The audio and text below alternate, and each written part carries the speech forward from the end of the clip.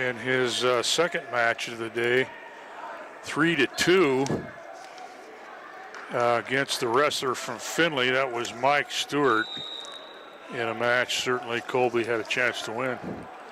So if I can get Duncan going here, he'll be able to, hopefully he can get some offense going here. 50 seconds left here in this third period.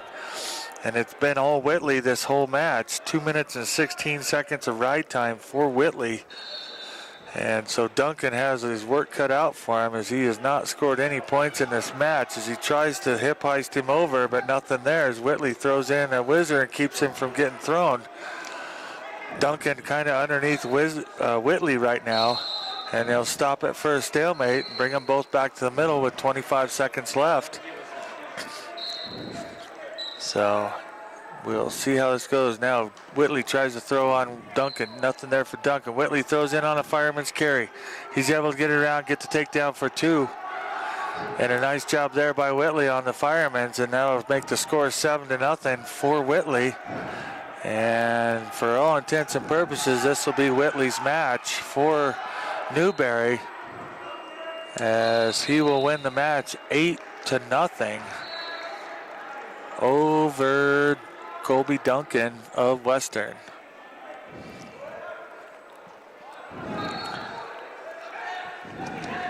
And so we'll get ready here as Sandoval for the Mountaineers comes out. And Sandoval will take on, I believe this is probably Isaiah Royal. He wrestled in the last match. He beat Jared Johnshoy of Mesa 10-3 in Newberry's last match. By the way, Jared is Kyle Johnshoy's brother. Kyle wrestled for Western State. They're out of Melba, Idaho.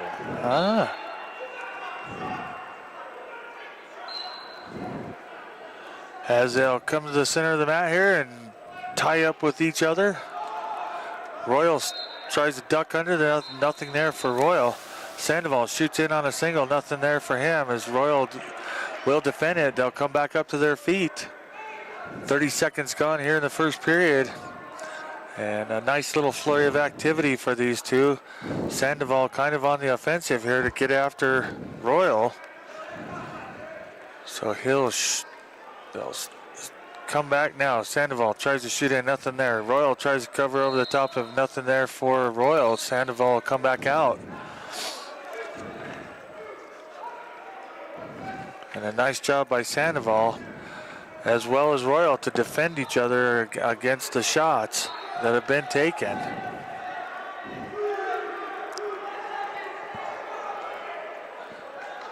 And we'll back it back out here. We'll step to the center of the mat. We'll roll it again as they were tied up tight with each other. Sandoval, a little shot there, nothing. Royal's going to back off and come back in, and they'll tie up with 1:35 left here in the first period at the 141-pound weight class. As Western takes on the Newberry Wolves out of South Carolina. And the shots against each other on their heads, a little hand shot. Now they'll spin around with each other here with 1:10 left here in the first period. A little pull down by Sandoval, nothing there for him. They'll break free, come back to the center of the mat, tie up with each other. Shot in by Royal. Royal gets a hold of the right leg on Sandoval. Sandoval reaches back and grabs a hold of Royal's right leg to hold off and brace off that takedown or that single leg by Royal. Royal gets nothing. Now Sandoval tries to hook up an inside cradle. He's got a hold of it. If he can drive it, he'll get, and there's the 2 points and the rollover for back points. So a nice little, and there's the stick by Sandoval. 2 minutes and 30 seconds. Sandoval with a nice job of rolling into an inside cradle, rolls him over and gets the pin. And that is huge for the Mountaineers. And that is Josh's first win of the day. He lost 6-5 in the match with Findlay. And man, Chuck, I noticed you handle the math on the clock real good when there's 30 seconds. It's a little easier for me. Thanks, buddy. It's those extra seconds that just kill me. And so now we'll kick up to the 149-pound weight class. Jody McAlister for the Newberry Wolves. And he's up against J.D. Chenoweth. McAlister lost in his match with Mesa to John Daniel, 11-1 major decision. Chenoweth had a tough time against the Air Force guy as well. And against Finley, Chenoweth was Finley, decision right. 5-2, a pretty good match. In a match where, Chuck, it looked like to me both wrestlers were out of gas in that third period. Yes. Diego was the Calderon was the Air Force match.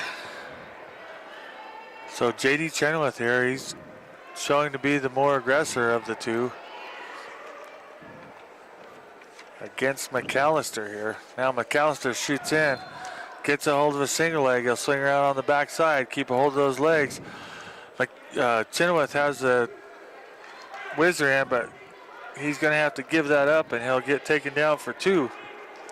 McAlister, a freshman out of Madison, Georgia, Morgan County High. And a pretty tough little customer right off the bat. He gets a nice takedown on Chenoweth. So the score 2-0 as Chenoweth finds himself down with a minute and a half left here in the first period. And he'll get cut loose here as McAlister will let him up and will roll it again as 1 point escape for Chenoweth. So now a couple of shots to the head with each other, and now a shot by Chenoweth. Nothing there for Chenoweth. He'll come back up to his feet. He tries to get in on a hug. Nothing there for that. Double underhook for Chenoweth. That'll result now. McAlister crawls underneath there. Nothing there for McAlister. And we'll see if the ref will break it for a stalemate as McAlister tried to shoot in. Nothing there for McAlister. And they'll stop it there for the stalemate with 39 seconds left here in the first period at the 149-pound weight class.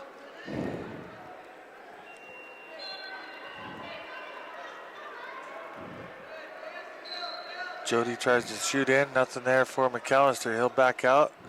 Now he'll grab Chenoweth, take him down to the mat, trying to work that snap down. What he can do there is if he gets that snap down and gets Chenoweth to come up, he can try to shoot in underneath Chenoweth. Nothing there, so he'll break it free. 10 seconds left here in the first period as J.D. Chenoweth for the Mountaineers finds himself down 2-1. Right time not a factor yet in this first period. A nice takedown, just a tackle, if you will, by Chenoweth. So a nice way to finish up that first period. So choice to McAlister. He'll defer over to Chenoweth. Chenoweth will take down to start the second period. Chenoweth with a 3-2 lead in the match. A nice job there by Chenoweth with that little tackle takedown. Now Chenoweth trying to get a stand-up, nothing there for him. He tries to sit out, nothing there either. Now McAlister is going to drop in that left leg. And we'll see what Chenoweth can do to get out from underneath that as McAlister grabs a hold of that right arm and wrenches it back into a chicken wing here. Now he's got both legs in, kind of a camel ride here. He'll have a hold of that. And he's pulling over on Chenoweth's arm. The referee is keeping an eye on it to make sure he doesn't get too wrenchy on that right arm. Now McAlister cuts that loose. Chenoweth's going to double over his arms there. Now he's trying to scoot out of that hold by Chenoweth. Now he's going to reach down, grab a hold of that right leg of McAlister's and get it pulled out so he can't get in on that ride. So now if he can work himself out and get around, let's see what Chenoweth can do. He's got a hold of that leg. He's working himself out from underneath of McAlister. McAlister's around. No control change here yet. And there's the reversal for Chenoweth, and a nice job by Chenoweth of getting out from underneath there.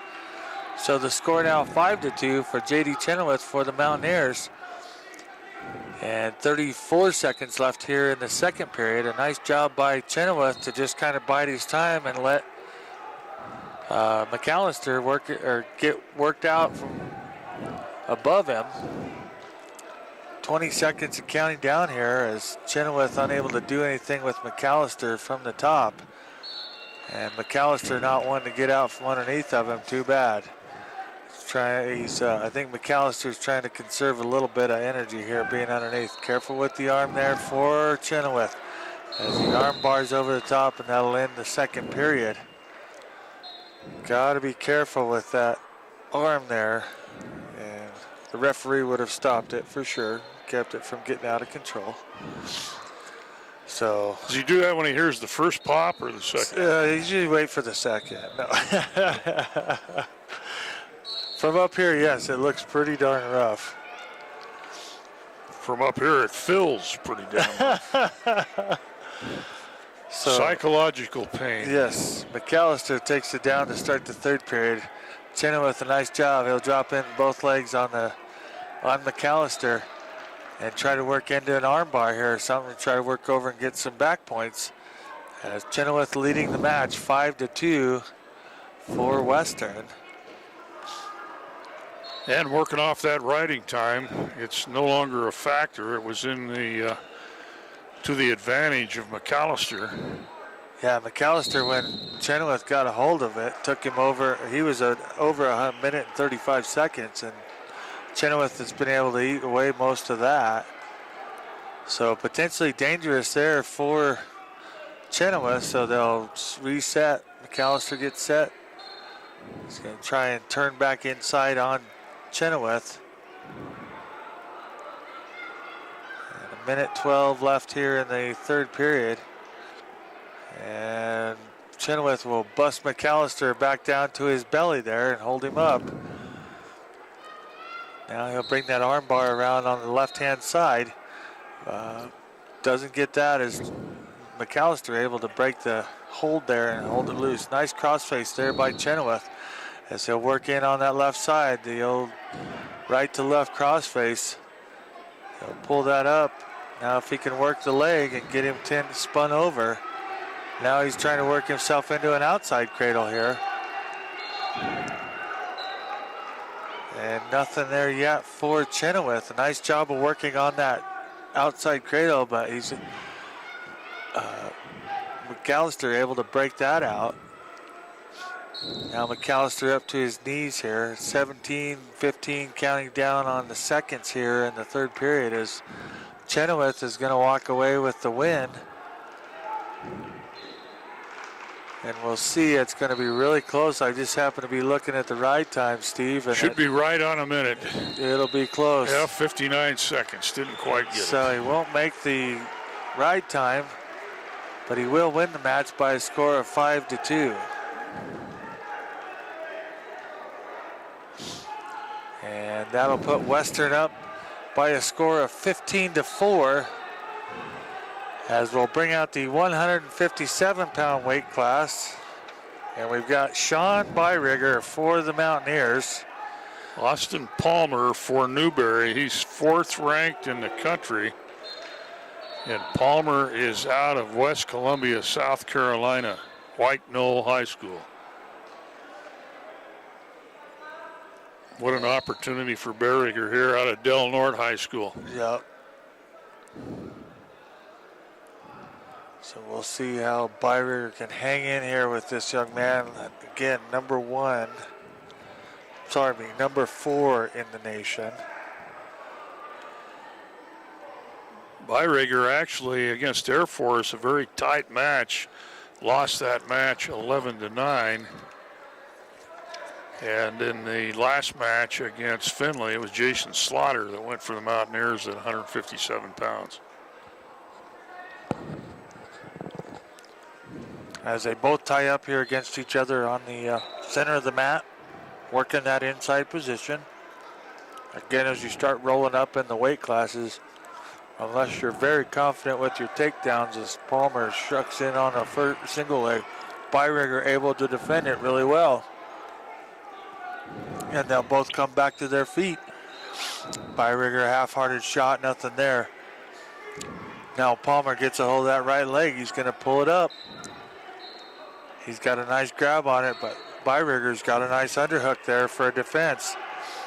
Again, Byrigger's trying to sprawl out, unable to.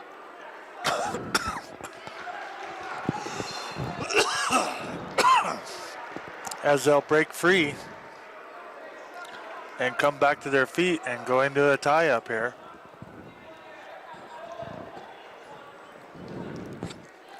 With 1 minute and 25 seconds left here in the first period. At 157 pounds, again, our senior Sean Byrigger for the Mountaineers. Up against the number 4, Austin Palmer for the Newberry Wolves. And I'll tell you what, Steve, Austin Palmer's got the wrestling build as well. Yes, he does.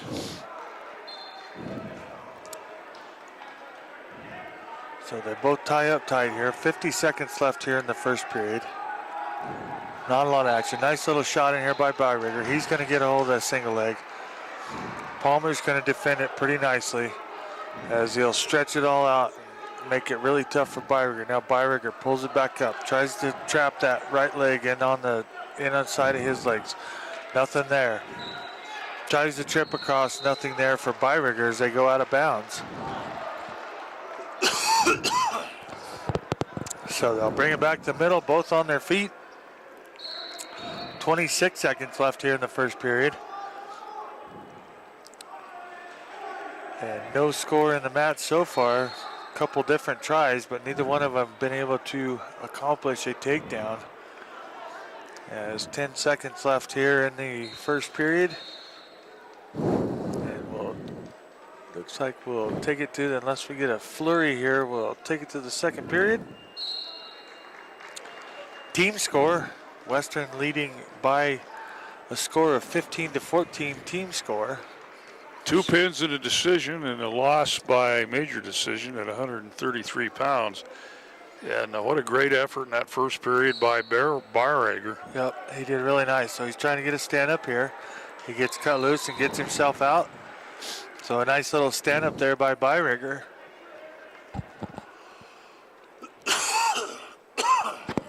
As they'll tie up against each other here in the middle of the mat. Nice little push away by Byrigger, trying to get some space here instead of being tied up quite so tight. See if he can get in for anything.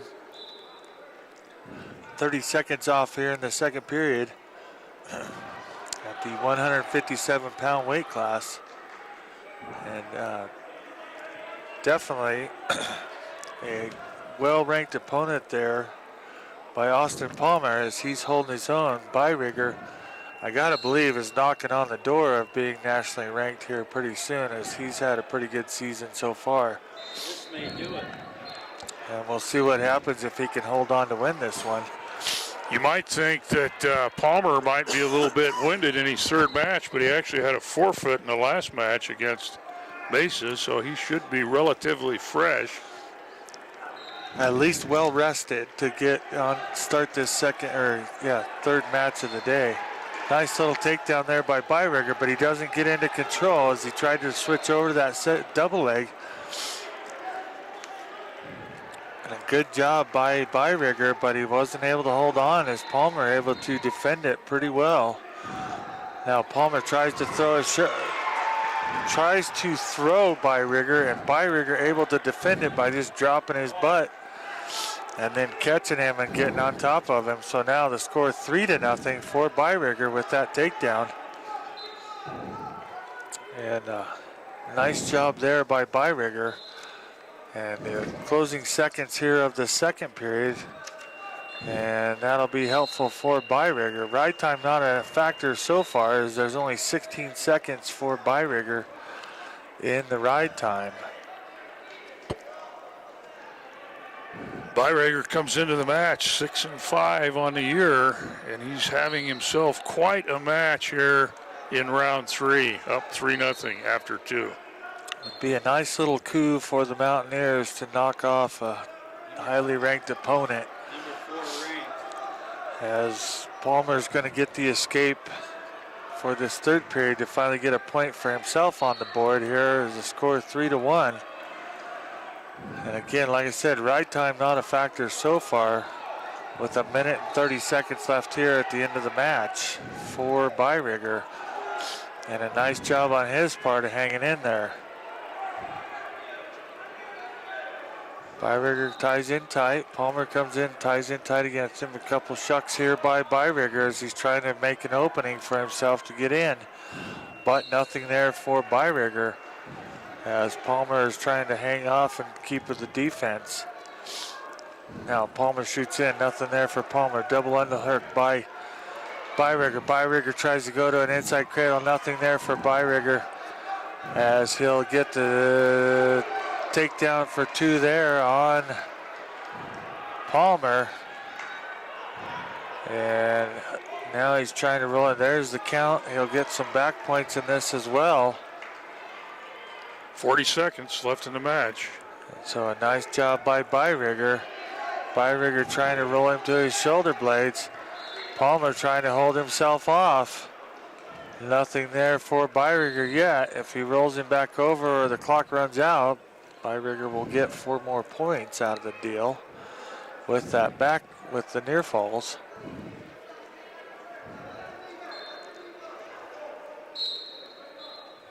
And a potentially dangerous there with the way that Byrigger had that leg tucked in. So there's 4 points for Byrigger. So the score 9-1 with 12 seconds left here at the end of the match. 1 minute 6 ride time for Byrigger. So he will definitely have the opportunity to get the 1 point advantage at the end of the match, with the match being done right there. So Byrigger will win this match by a score of 10-1. A nice job by Byrigger to take out number 4, Austin Palmer. And pick up 4 points in a major decision. What a match for Byrigger. That was pretty impressive. So we'll head up to the 165-pound weight class. Alex Rice, a senior for the Newberry Wolves. And looks like Ryan Pello will be out here, number 9 in the nation.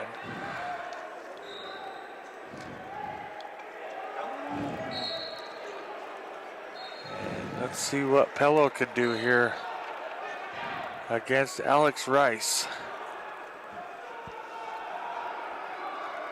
Tie up tight. Nice shot in by Pello. Nothing there as Rice able to sprawl back.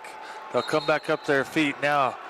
Rice takes Pello down. A 2-point takedown right there for Rice as he just kind of bum rushed him and tackled him on Pello. I'm thinking that may be Fellon down there. You might be right, Fellon.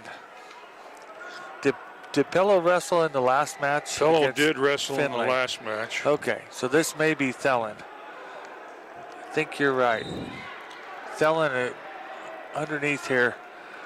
If that is Fellon, Fellon is a redshirt freshman going up against a senior here. And not that that necessarily matters. Sometimes in the Division I world, it's not, or in the Division II and Division I wrestling world, it doesn't totally matter.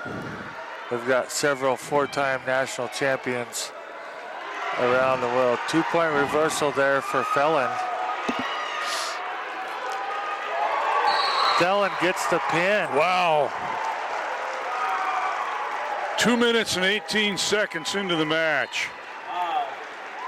And a nice job there for the Mountaineers. Was the other one ranked? No, he was not ranked. And with that, we bring out the number 6 ranked Brandon Supernah. He's a junior. 25-4 Western, as they have won 5 of the first 6 matches against number 14 Newberry. Wow. So a tale of 2 different wrestling teams as Finley came in and kind of gave us a little bit to work with. And now we've taken off the little higher ranked Newberry bunch and kind of beat them up a little bit.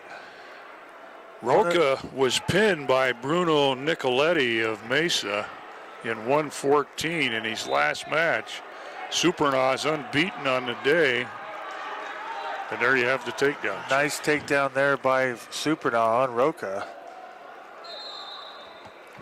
And a nice job there by Supernah with 30 seconds gone here in the match. So we'll see if Supernah is going to have a little game day here, a little fun, a little toying around as they'll cut Roca loose, let him come up. Sometimes that is the case if you have a nice little domination system there, as Supernah's got a hold of the leg here on the right-hand side. Roca with the whizzer in, trying to hang on here. See if Supernah can break that whizzer and get himself out from underneath there, and they'll stop it and stalemate it, bring him back to the center of the mat. Roca listed as a 157-pounder. He weighed in at 173 too, so he's right weight here. So a nice job here by Supernah. Quick takedown. Now we'll see if he'll be the shot specialist. Caution stalling for Roca. Supernah shoots in. Now he's got the takedown for two. On a nice little double leg tackle there for Supernah. So a nice job there by Brandon Supernah. And Roca will come over to the center of the mat and set down in the referee's position. He gets set.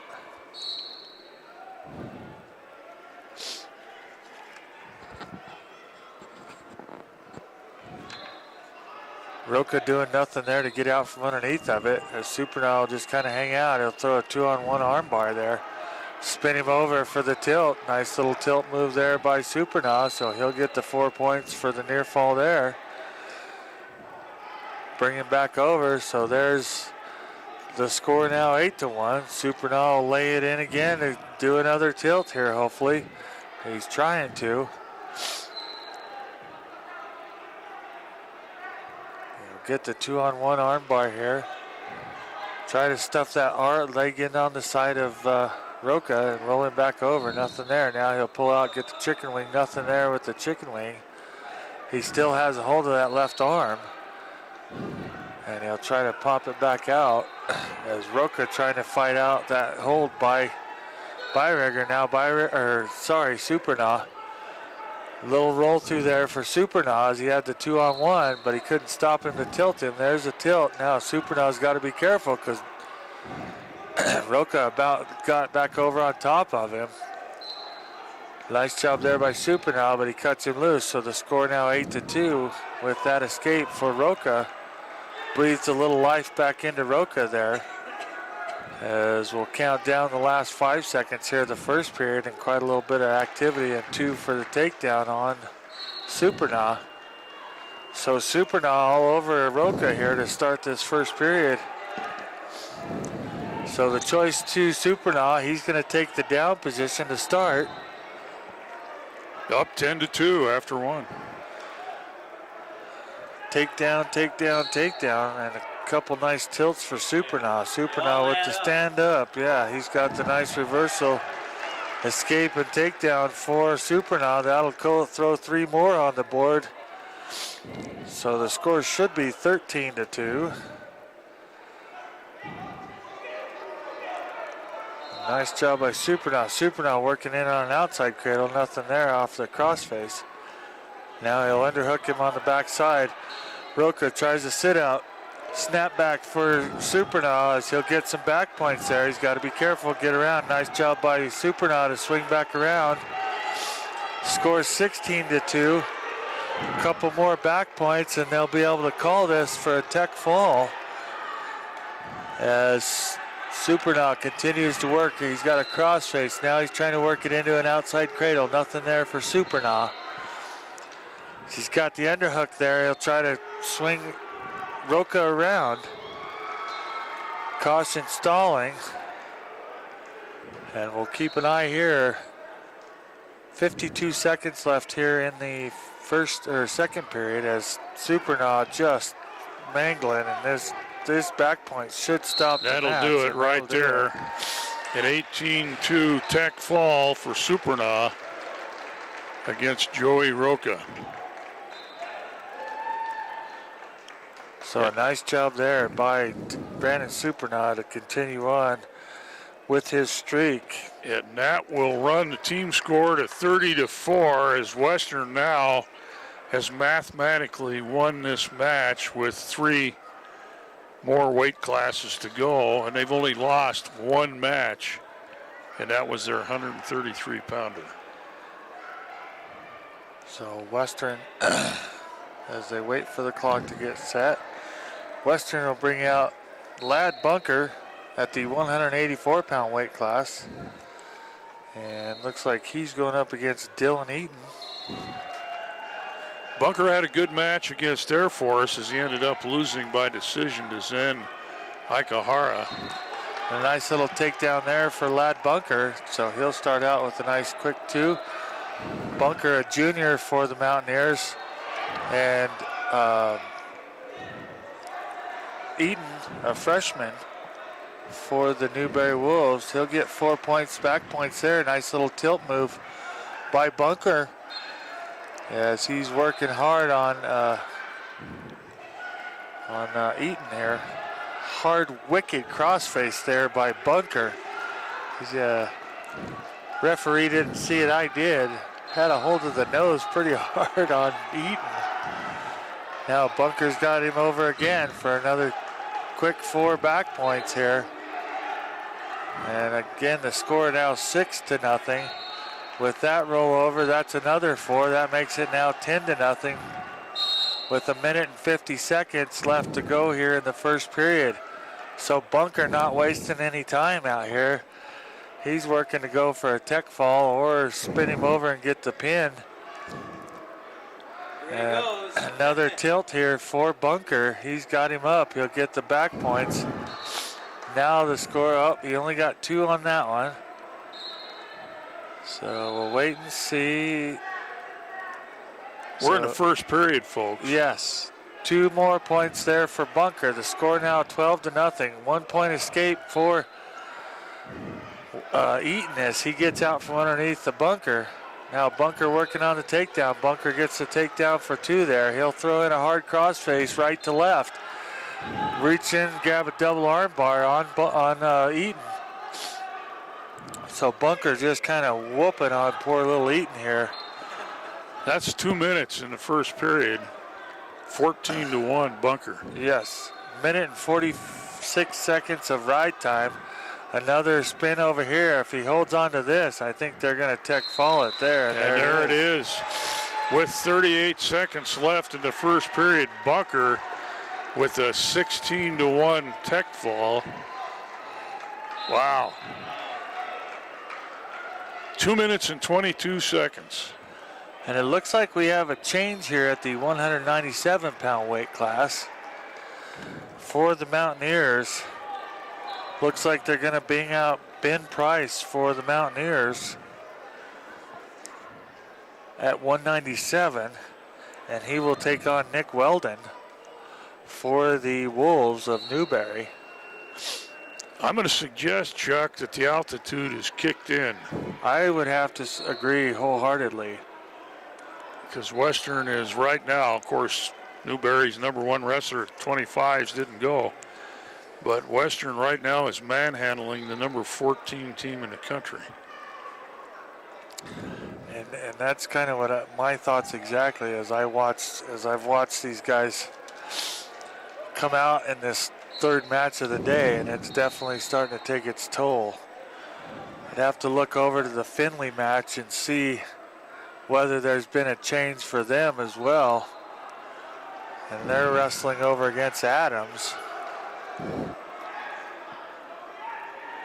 So nothing here in this first few minutes or first few seconds of the 197-pound match as Connor Schmidt's getting a break here, and they brought out Ben Price for the Mountaineers. Redshirt sophomore out of Boise, Idaho, and a graduate of Borah High School. And wow. that is family. Awesome. So a nice takedown there by Weldon for the Newberry Wolves. He'll get in on that takedown, and then he tries to throw in a leg there.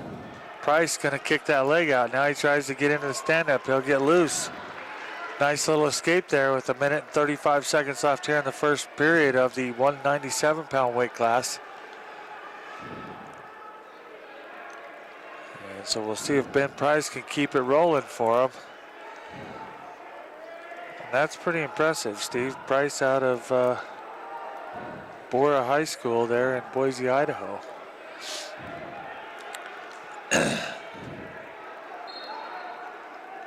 Nice little shot there by Price as he'll shoot in and get a hold of that single leg. Whizzer in by Weldon. Weldon hanging on there. Price can't finish it up. Now he'll come back to his feet, try to pick that thing up, get some elevation on it. Drags him around a little bit, tries to circle it, tries that trip. Nothing there for Price. As Weldon tries to work himself off the mats, and they'll go out of bounds.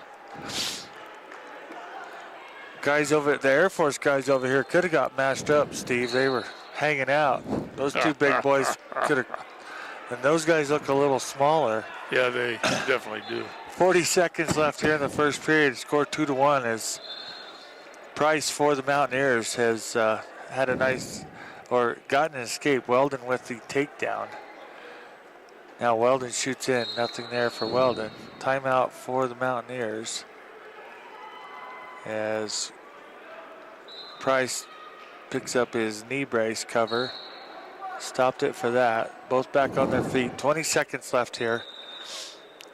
Again, Price down 2-1. As they'll work inside here a little bit. Waning seconds here this first period as the 197-pound weight class going.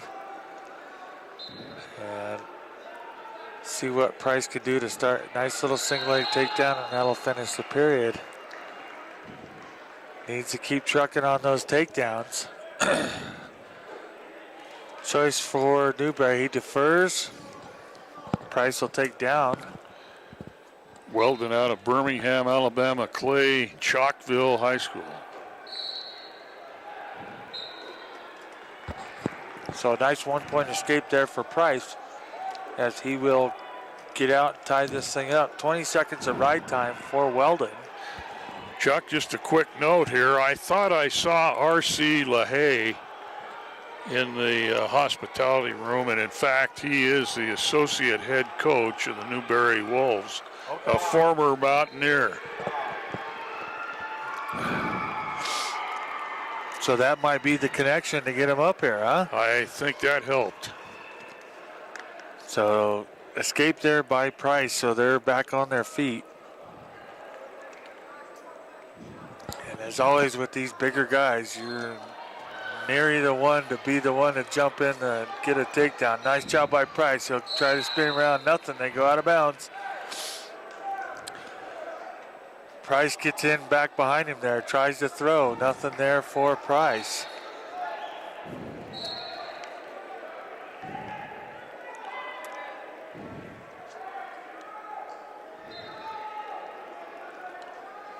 And we'll swing it around here. I'm just kind of hanging out here to see if we get anything exciting and going on here. A minute left here in the second period. And looks like Air Force is over here beating up on the Colorado Mesa University Mavericks 22-11 by team points. And looking around, again, Western leading 35-4 team points. Price and Weldon tied up 2-2 here in this 197-pound match. Little drag shuck there by Price, nothing there. Shot in by Weldon. Price able to feign it off.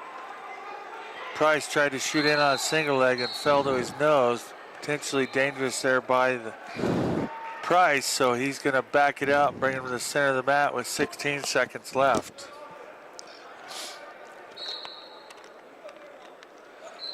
Price here trying to hold on here, get in a shot. He'll have the choice to start the third period, so he will probably take the down position to get going.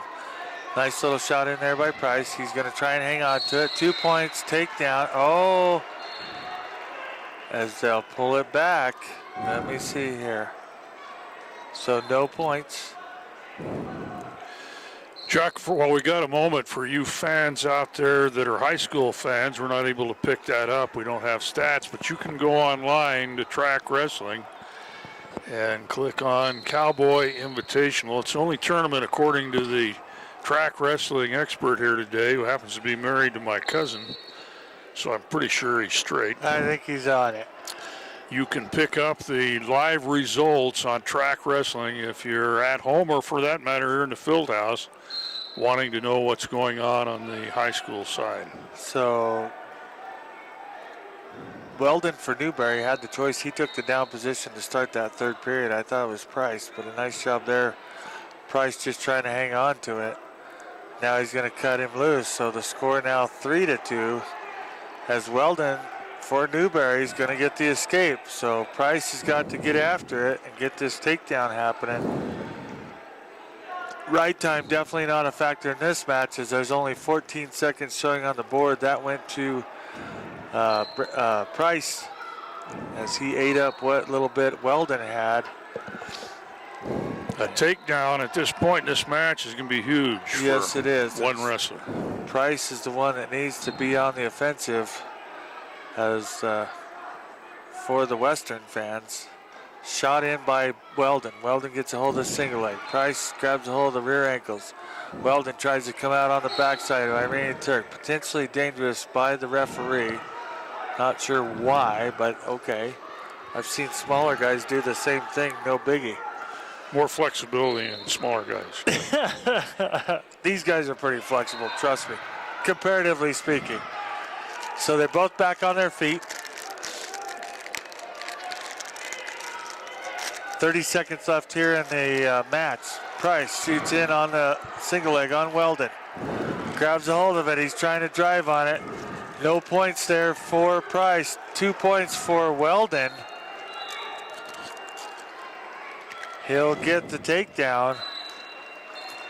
So Weldon hanging in there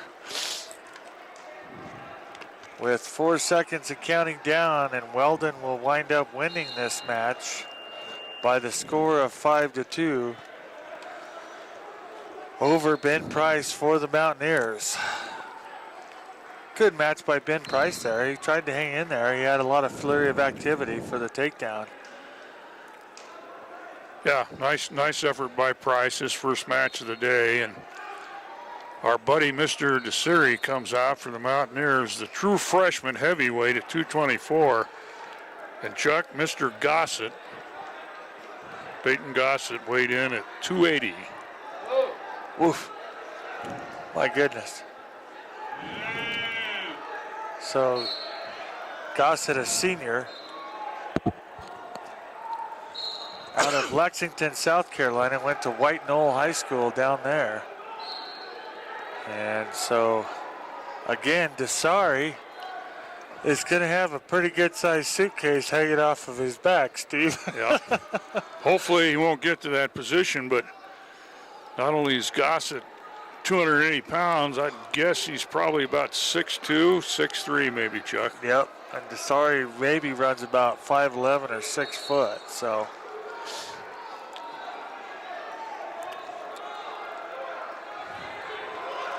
So 22 minutes, 20 seconds left here in the first period. Again, the 285-pound weight class division.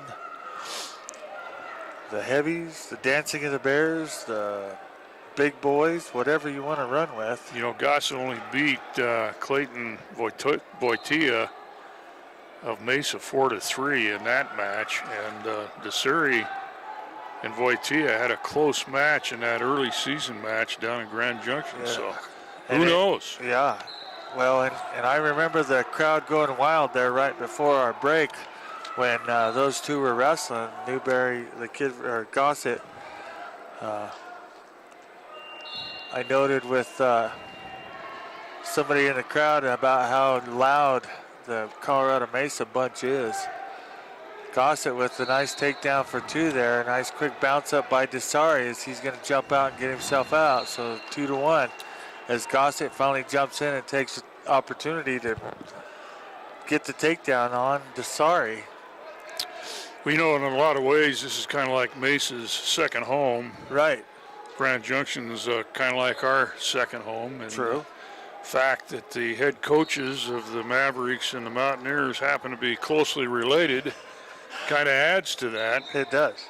We've got 2 former Mountaineers on the coaching staff at Mesa, so there's a lot of give and take between those 2 teams, and they're becoming real natural rivalries in most sports, but particularly in wrestling. Yes, they are.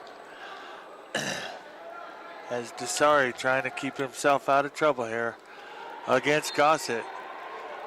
Disari trying to work a couple little juke moves there with his hands, some hand slap, try to get underneath. Tries the underhook. Not that the underhook is going to work on this big fella. But Disari has to be careful not to get underneath, as it can happen to cause some issues of trying to get out from underneath. 9 seconds left here in the first period, the 285-pound weight class. And that'll finish up the first period. So choice to Gossett. Gossett's going to choose down to start the second period. Disari will come in and cover. Get a good hold and hold on tight. There you go. I can honestly say from my experience, it was not as easy as it sounds. That's true. Nice little stand up here by Gossett. He'll come out and he'll take the lead 3-1 now. Gossett is a big boy, but one thing he is he's not the number 9 ranked heavyweight in the country. Correct. Which is what Disari had to face in the last match. Yes. And Disari wrestled well in a 7-0 loss. Exactly. He held in real good there.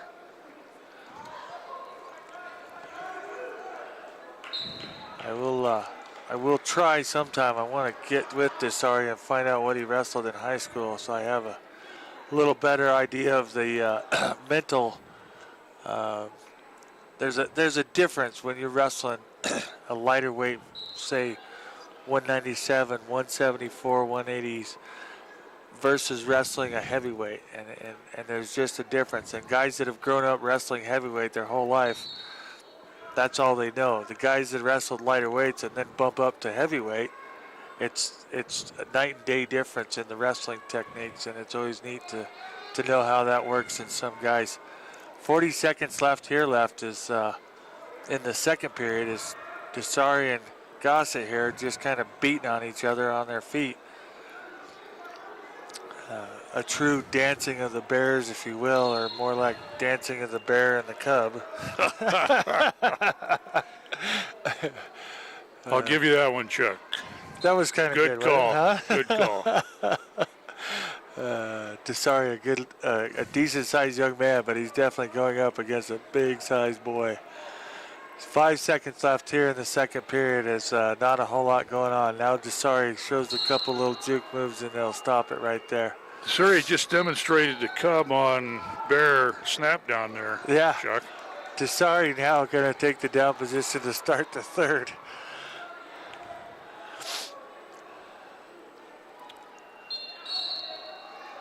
Breakdown there by Gossett. Now Disari gets himself back up to his feet. Gossett has a good hold on it. Caution stalling on Gossett. So 1 point escape for Disari. So that was huge, Chuck, because you got out from under that in less than 15 seconds. And so Disari with the opportunity here, 3-2 on the score here. And so we'll see what Disari can do with this. With 1 minute and 24 seconds left here in the end of the match for the 285-pounders. Again, Western. Ooh. Big shot there across the face by Gossett. Now Gossett tries to reach under Disari. Gossett swings Disari out of the way and now brings it back around. They'll tie up tight. Disari trying a little snap down there. 1 minute left here in the match. Disari much quicker. He doesn't want to go low to try to take him down, I wouldn't think. No, he doesn't want to go low to take him down because he's going to get mushed. But if he can use that foot speed and swing around behind him, he's got a shot. Yes, he does. 45 seconds left. That's a thing you got to work on, and that's part of experience, if you will. And Gossett knows he's starting to run out of gas, and so he's kind of defending himself. He also knows he's got to push him around. Caution stalling. And he just lost a point. We're tied, Chuck, at 3-3. Yep. He calls that more of a stall move. The referee called it kind of a stall move, so.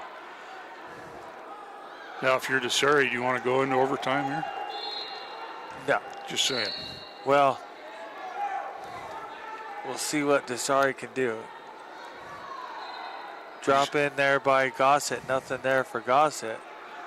He's got an opening if he comes around the way Gossett's going here. Yep. Gossett and Disari go out of bounds. Crowd over in the stands got a little bit of sweat on them. Touchy feeling. Yeah, 10 seconds left here. There it is. Swing around here. Come around. Come around. He needs to go the other way. There it is. And the takedown with no time left. All right. As Disari beats Gossett. Oh, And a nice job there by Disari to swing around. So with that, let's run back and get a few words from our sponsors. We'll be back, I believe, after this match. They'll do the Borah. They'll do the Borah presentation with Candy Borah. So with that, we'll send it back to the station for all our sponsors. You're listening to the Mountaineer Radio Network. This is Chuck Hawes at Western Slope Connection. We have a full line of steel and aluminum at great prices. Angle iron, flat stock, round and square solid, pipe, channel, and rebar. We carry welding supplies, gas, welding rod, grinding wheels, welding hoods, and welding gloves. If we don't have it in stock, we can get it. We are located on the west end of Gunnison, south of the car wash, under the Welding and Steel sign. 641-5171. At Western Slope Connection, we can weld your crack. Hey, if you've had a vehicle accident or just need body and paint work, head for Buff's Collision. They have over 60 years experience in the shop and body work alone, and they know the ropes when it comes to helping with that insurance claim. And they provide free estimates. Buff's Collision is your full-service collision center. They're open 7:30 to 5:30, Monday through Friday at 601 South 10th. Call them, 641-CRASH, Buff's Collision Service. 601 South 10th Street. The Wet Grocer is your thirst quencher headquarters in Gunnison, bringing all major spirit brands, fine wines, and a variety of major beers and microbrew beers to the Gunnison Valley. Wherever the fun is, the Wet Grocer is. Supporting Cattleman Days, the Summer Softball Tournament, Mountaineer Athletics, the City of Gunnison Rec Program, and our veterans. The Wet Grocer, always where the action is. In 1911, two Colorado institutions were born. The one now known as Western State Colorado University first opened for classes that year, and Gunnison Savings and Loan first opened its doors to help local people build homes they could pay for in easy monthly installments. Two Colorado institutions providing for the needs of their community for 106 years. Western State Colorado University and Gunnison Savings and Loan. Member FDIC, an equal housing lender. And we're back to the Western State Colorado University Field House for the Tracy Borah Dual Invitational and the 28th Annual Tracy Borah. And we're kind of awaiting here. They're going to get ready to do a presentation to Candy Borah in regards to her great dad, Tracy Borah, the former head coach, athletic director for Western here, wrestling. After this match here. And Chuck, we look down there at the team score. We should touch on that again before we get away from that. Yep. Western State has knocked off the number 14 team in the country, 38-7. A big win for the Mountaineers. Number 4 in his weight class. Yeah, and a big upset there.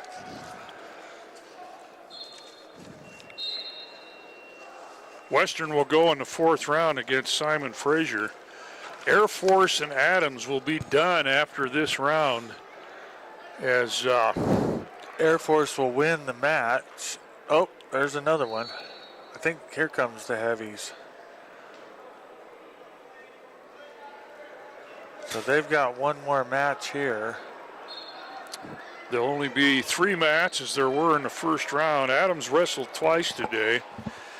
Mesa 3 times, Air Force 3. This is their last.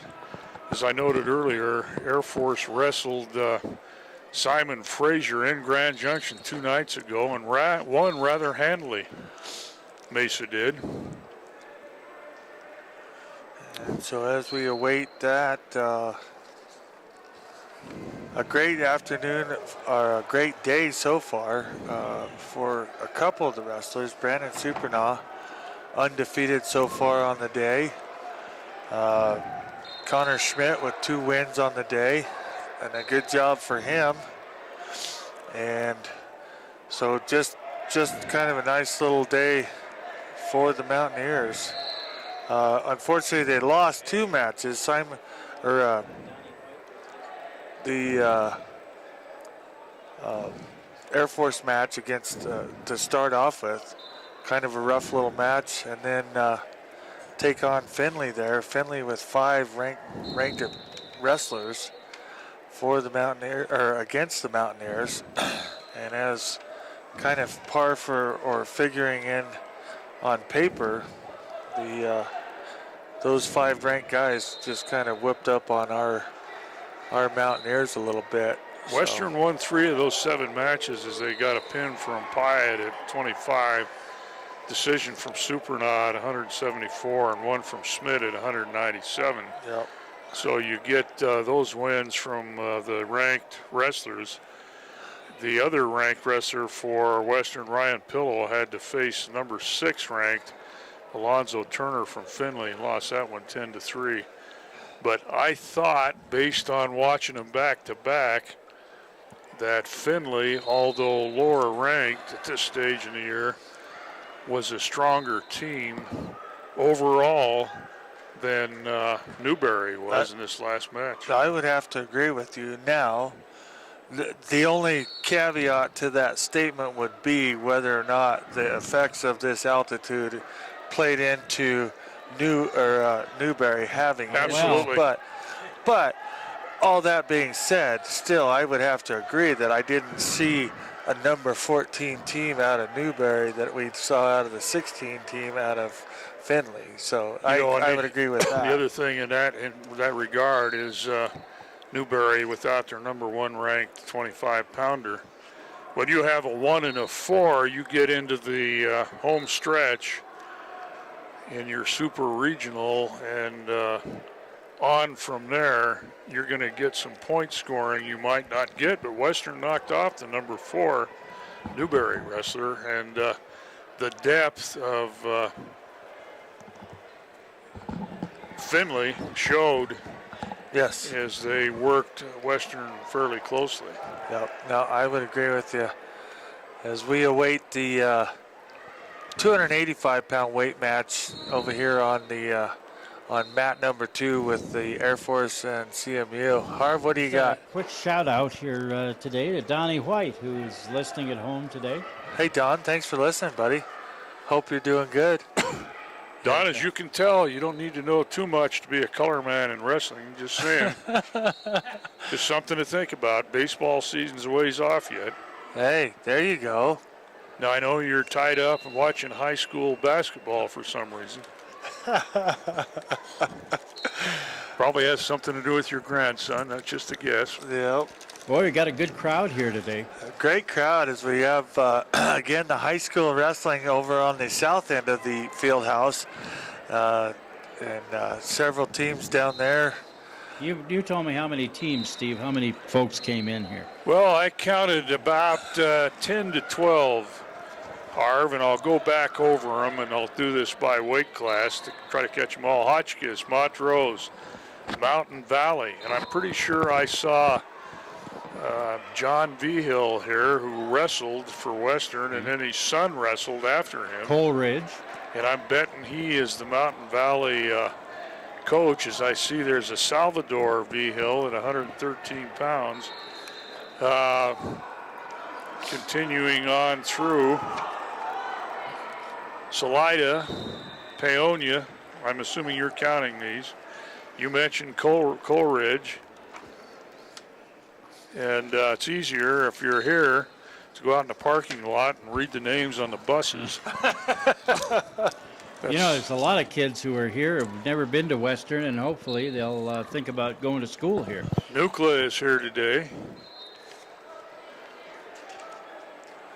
No, it's definitely a nice opportunity for Western to showcase their facilities here, and let kids see what we've got going on up here. You know, a lot of these kids may not play a sport in college, but they're here and they see Western State and beyond the campus. It's a good promo tool for Western. And it's just great for the kids to have a high school tournament this close again here at Western. And then days gone by, there was a Christmas, pre-Christmas holiday tournament here at Western. It was all high school. And as a matter of fact, my cousin's husband, Ken Huff, who actually went to school down in Olathe and is a Western grad, used to bring his Englewood team over here to wrestle in that, I think they called that the Cowboy Invitational as well. It was something like that. I think they did. I remember coaching with Coach Malloy, and they had the tournament there at the high school gym. That was exciting. Yeah, this tournament I'm talking about was up in Paul Wright. There you go. And you had to get there early to find a seat. Well, you Paul know, Wright, all the teams sit in the stands when they're not on the mat. Right. you can get 2 mats in Paul Wright. You can easily lay 8 mats down in this facility. How do you think you figured that out, Chuck?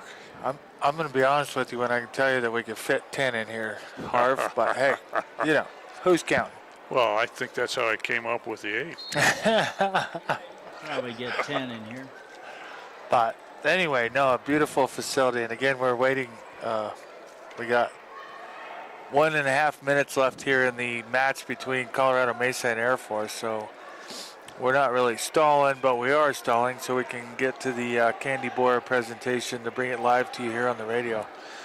You know, the Borah tournament, in whatever format, has sought sponsors for, initially it was for weight classes when it was a true tournament, 10 sponsors, and I'm happy to say Gunnison Savings Loan has been a sponsor of this tournament, as we are again this year, pretty much from the get-go. This is the 28th rendition of this tournament, a little different format now, and I'm pretty sure Blue Mesa Lumber has been there from the start as well. So, Roy, we appreciate the support you give to athletics here in the Gunnison Valley.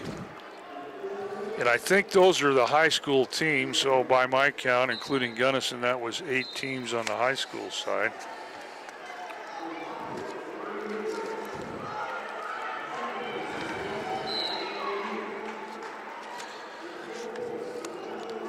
Let's go over those first 2 matches for the Mountaineers again. We don't have the final stats for the Newberry match. And what do we got going on? 13-pound winners to the award stand. Looks like they're trying to award the high school wrestling tournament. Well, let's go ahead and listen to that rather than do the recap, because we might hear some they're Gunnison done names. for now. They're waiting on the 113-pound kids. And Okay, all right. Then we'll go back. Here's the final recap of the Finley match. Trenton Pyatt started things out right for the Mountaineers as he got a pin in 4:39 over Zachary Collins. Then the Findlay Oilers went on a 5-match roll as Stewart beat Colby Duncan 3-2. Ryan beat Sandoval 6-5. Josh Weimer beat Chenoweth, JD 5-2.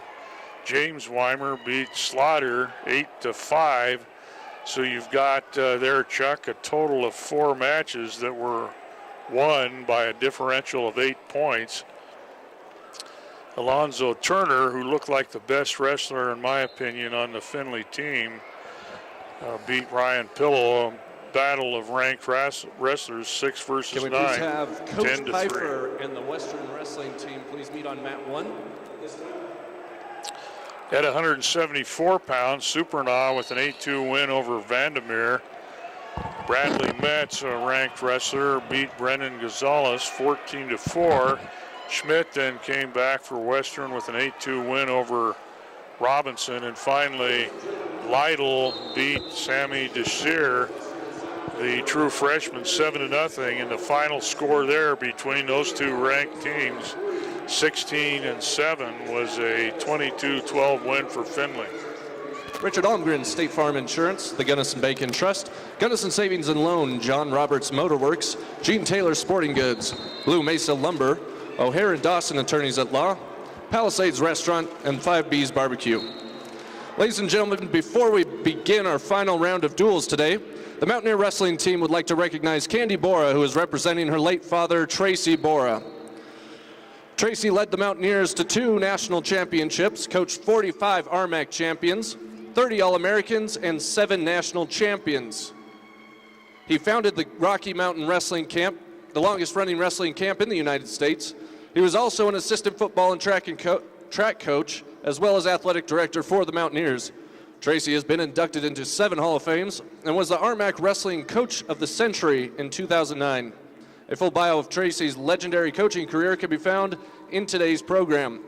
Making a presentation today to Candy this afternoon is head wrestling coach Charlie Pfeiffer and the Mountaineer Wrestling team.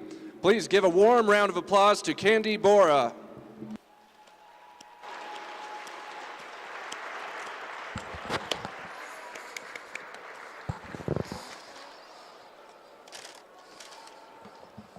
Well, Chuck, that was a nice presentation. And I got to tell you, Tracy Borah is a big reason I became a wrestling fan, with round baller skills, I might add. I grew up right across the street from the Borah family on Main Street in Gunnison. And because of the relationship between Tracy and my father, I started watching Western wrestling at just the perfect time in the early 60s. And in 63 and 64, the Mountaineers were the back-to-back college division in those days, national champions. And in those days, the top placers, I think it was the top 4 in the college division, went on and wrestled in the university division. And some of Western's wrestlers did quite well at that level as well. So not only did the Mountaineers win back-to-back national championships at the college division, but in 1964, when I was a freshman in high school, Gunnison High School won the state championship in Division II. The only time the Cowboys have won a wrestling championship, and in those days they were part of the Gunnison Valley League. And what's further unique about that is Fruta, who was also in the GVL, won Division I in wrestling that year, so the GVL won both state championships. There you go. Wasn't Johnny Sievers part of that team? Sievers was a part of, no, he came in the year after that. Yeah, he was a state champion and a second placer twice, and I think he placed in the top 4 his 4th year. Billy Bob Romack was a state champion that year. Donnie French was a state champion. I think Ken Light was a state champion, and I'm thinking Harvey Martinez was a high placer. in that tournament, and that was a great time for wrestling in the Gunnison Valley. No doubt about that. And if you go back in the annals of history, and we can touch on a little bit of that here, some of the top wrestlers for the Mountaineers. Well, you know, out of those four, Steve, it's sad to note that two of those were casualties of the Vietnam War. Severs and Romack. Right, and 3 of them were gone. Here's some of the names in those national championship teams. National champions in 63, Van Dowdy. In 64, Bob Hollingshead and Al Rosman. Oh, wow. Rosman won again in 65. And let me go back and look at some of the All-Americans on those teams. In 63, in addition to Van Dowdy, Al Rendy, Hollingshead, Joe Oldfield, he was out of Montrose, Truman Sandoval, Joe Kuhn, the heavyweight. In 64, Ray Coca out of Grand Junction. Hollingshead was a national champion, and Rosman also a national champion on that team. Western had a great team again in 65 and just missed being the national champions, as I recall. They placed, as I recall, in the top 3. And those were some of the great wrestlers of that era that were either national champions or All-Americans. And we talked a little bit earlier, Chuck, about the last national champion from Western. That was Donovan McMahill in 2010 and 11. And then again in 11, he had an incredible year where he went undefeated the entire year, an undefeated national champion, and that doesn't happen all that often. No, it doesn't. That is definitely one to strive for by all the Mountaineers. Mountaineers start their last match of the day against the Simon Fraser University Clan. They are ranked number 11 in the country. And we'll start out with Trenton Pyatt up against Oscar Blocky. And Trenton Pyatt shoots in on a single leg. Blocky throws in the whizzer, and nothing there for Blocky. The top wrestlers for Simon Fraser are the 65-pounder Tyler McLean. He actually defaulted at Mesa 2 days ago, and we'll see if he's back in action. And number 2 in the country at 197 pounds is Morgan Smith. And Simon Fraser's been here last year and I think the year before. They're also part of the Western Super Region, so Western sees them on an annual basis. Yes, they do. So nothing there yet for Pyatt as he shoots in on Simon Fraser.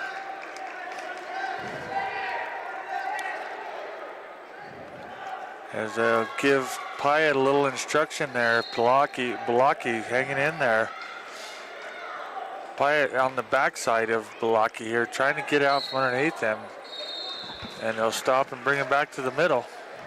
And I looked at the past matches, and in fact, Tyler McLean, that's a name somewhat familiar to somebody I know, is not wrestling today. They forfeited, so he is out and will not have a chance to watch him, unfortunately. So Simon Fraser will probably forfeit at the 65-pound weight class is what I'm guessing, huh? I think that's a good guess. Both back up on their feet here at the minute 3 left here as Trenton Pyatt and Oscar Blocky trying to get after it, the 125-pound weight class. Trenton Pyatt buzzsawed in the first round against the Air Force and then came back and has done a nice job this afternoon of making up for the troubles that... Take that back. Didn't he pin the kid from Air Force? He got one of the... Well, no, in the Air Force match, I think he had his only loss of the day. Yeah. He pinned his other 2, Finley and Newberry. He pinned his guys. Now he's got Blocky on his back. He's counting points here. as he got the nice takedown there by Pyatt. 2 points for near fall for Pyatt, as he got a nice little tilt there.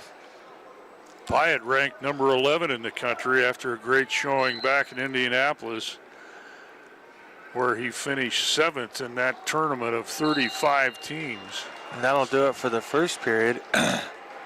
As Pyatt will have the choice for the second period, he defers over to Blocky. Pyatt, the second Pyatt brother to wrestle out of Olathe High for the Mountaineers. His older brother Kyle was a great wrestler for the Mountaineers. One of those guys that was in the three-weight. Yep. From the other team's standpoint, train wreck when they had to wrestle with Mountaineers. Exactly. Kyle and Donovan, and it was quite impressive. Yeah, with Kyle it was actually Elliot Copeland. I take that, you're right, Copeland. Back to back. Yep. Kyle, Elliot, Sam. Sam from Texas. Yeah. We'll get your name here, hopefully, Sam, before we go back to the home. Nice little takedown here for Pyatt as he leading 6-0 here. Another 2 back points for Pyatt. Pyatt working hard on getting a tech fall here. He throws in the half hard on Blocky, and that'll be the pin for Pyatt. 2 minutes and 1 second in the first period. Pyatt has another pin. We're in the second. 3 minutes. Okay. 3 minutes and 1 second. There you go. 4 minutes and 1 second. There 3 minutes and 1 second. Anyway, so another pin for Pyatt. So Pyatt is going on a streak, or we'll have to check the stats here before we come on the air the next go around. But Pyatt's trying to keep up with Ronald Wardley from last year as far as number of pins on the season. Ronald Wardley was walking away with it last year at the 125-pound weight class, and Trenton Pyatt's picked up the torch and running with it just as hard as he can too. As we jump over to the 133-pound weight class, Riley Prove for the Simon Fraser clan up against Colby Duncan, and Colby needs a little rebound here after kind of getting tore up against the Newberry guy. But a takedown here for Pro. Pro lost against Adams on a tech fall, 20-2. Pro working hard on Duncan here. Got a hold of that ankle. He's going to work him over to the right-hand side here. And now he'll back it out. Works in a hard crossface left to right on that one. But Pro did get a pin in 101 against Clary of Newberry. So Duncan's got a little bit of work to do here in order to kind of make up. Again, like I said, he got kind of tore up there in that last match against Newberry. Duncan again, a redshirt freshman. So first official year of varsity wrestling.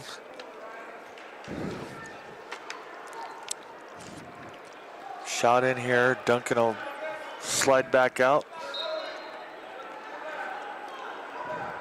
Pro will try and circle. So he's going to try and circle around. Nothing there for Pro. As Duncan able to defend it, he'll come back up, get an underhook. Minute and 5 seconds left here in the first period at the 133-pound weight class.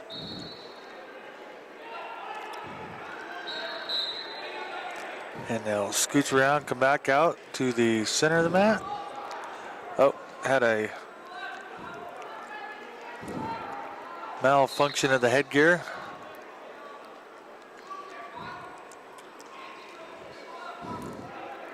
They'll swing back around here. They'll tie up. A little shuck there by Duncan. Nothing there for Duncan. Pro jumps in, shoots in on the double leg. He'll get Duncan down and make it now 4-1. So Pro hanging in there tough. 1 minute of ride time for Pro. 29 seconds left here in this first period of the 133-pound final match of the day, Western against Simon Fraser University Clan. And hopefully Duncan can do something here in the second period as he's kind of getting dominated in the first.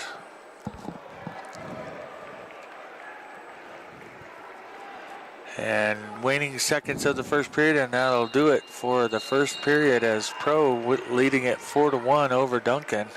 Pro's going to defer to Duncan for the second, or for the call on the second period. Duncan will take down to start. He gets set. Duncan did have a big win against Air Force as he was one of 3 Western wrestlers to win against the Air Force Academy. That was an 8-2 decision. And a nice run there by Duncan. He had a pretty good little match there. His other loss on the day was a 3-2 decision against Finley. Another good match. And they'll set up here. Duncan tries to get out from underneath. Pro is going to try and work on an outside cradle. Nothing there for Pro. Duncan trying to work himself around. Goes into a stand-up. Now Pro gets a hold of that leg. Still in control, so he won't let go. Nice little job there by Duncan as he'll get that roll over there. A nice job by Duncan for the reversal. So the score now 4-3. So a nice roll through there for Duncan. And he'll sit on top of Pro here a little bit, eat away some of that ride time. 1 minute and 37 seconds of ride time for Pro as it's getting eaten down. 1 minute and 10 seconds left here in the second period. Now Pro's going to get up and get the escape. Score now 5-3. Little favorable there for Duncan as Duncan could tie it up here. Unfortunately though, with the ride time, Pro carries a 1-point advantage. So technically speaking, at the end of the match, Duncan's down by 3. Duncan shoots in on a single leg, gets a hold of it. Pro reaches down, grabs the ankles. He's going to hold on to that. Picks up the leg here. Duncan can slide him out, get that leg and get him elevated. He might be able to switch to that or get that takedown. Now he gets it. Now he'll get the takedown for 2 there. And hopefully eat away some of that ride time. Still the third period to go for the ride time, so Duncan hanging on there. He's got a nice little job, and he lets Pro go. He can't hold on to him. Not a biggie there. 10 seconds left here in the second period. Nice job by Duncan. Just kind of hanging in there. 6-5 Pro over Duncan. And Pro's going to hang in there for the 6-5 lead into the third period. So the choice now to Duncan or to Pro. Pro will take down. He gets set. Duncan will cover.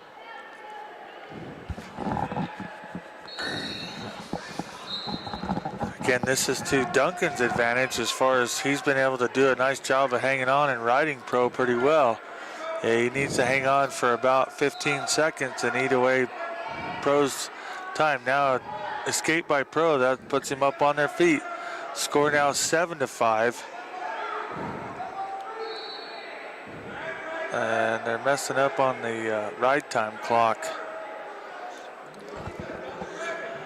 So there should be about 1 minute 5 on the ride time clock.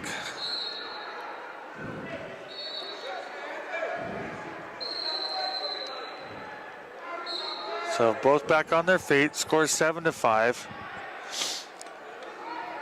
They got the ride time clock back correct.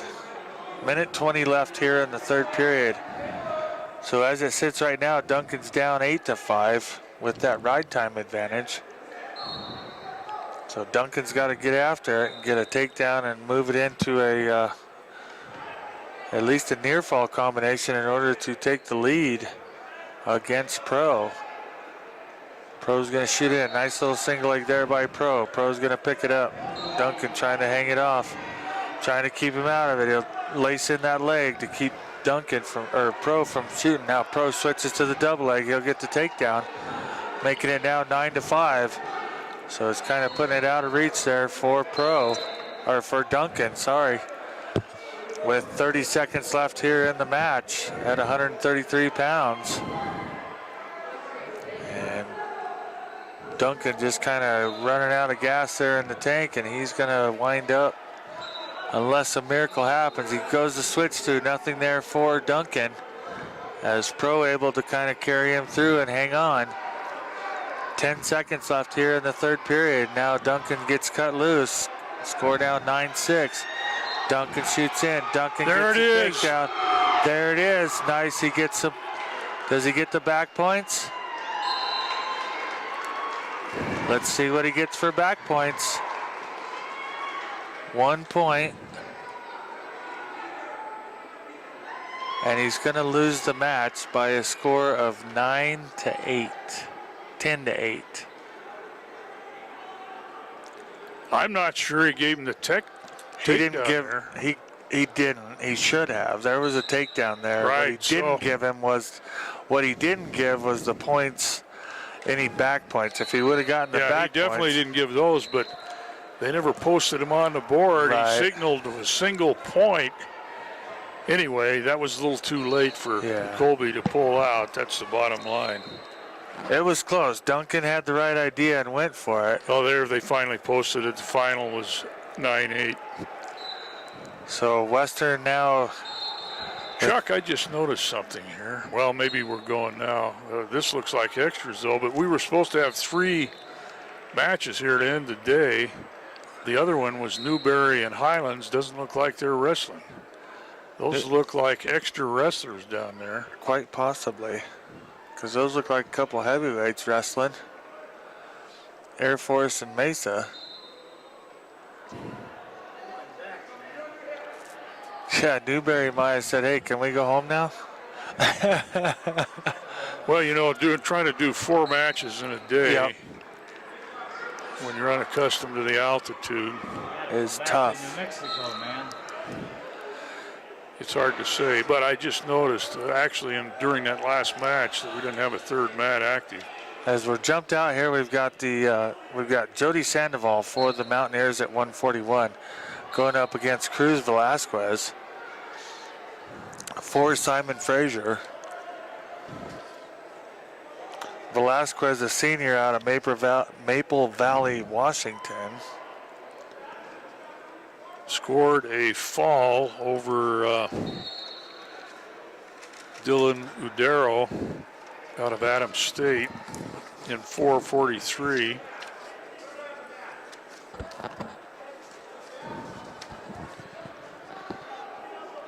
Nothing going on here on the match. With a 12-3 win over Isaiah Royal of Newberry in 2 of his prior matches. We have no stat from the 3rd round yet, and you know, the stat crew has got their hands full. So Chuck, I'm guessing we may not see those. We probably won't. But a nice job, Jody Sandoval of Velasquez. No points in the match so far. 1 minute and 20 seconds left here in the first period. And a nice job by Sandoval to hang in there. Sandoval with a pin in 2 minutes and 30 seconds against Newberry.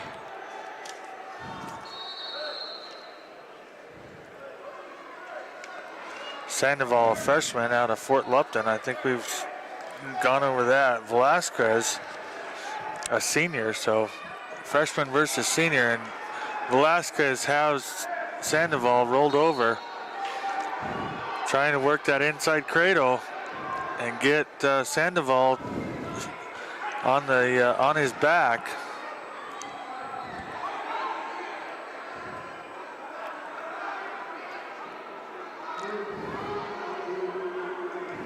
And he's got Sandoval over. If he can just get him, Sandoval able to wiggle his way over and keep from getting hit. He's got 4 back points there for Velasquez, another 4. That makes the score now about 10-0. There's the pin. 14 seconds left, so 2 minutes and 46 seconds. Thank you. I got the easy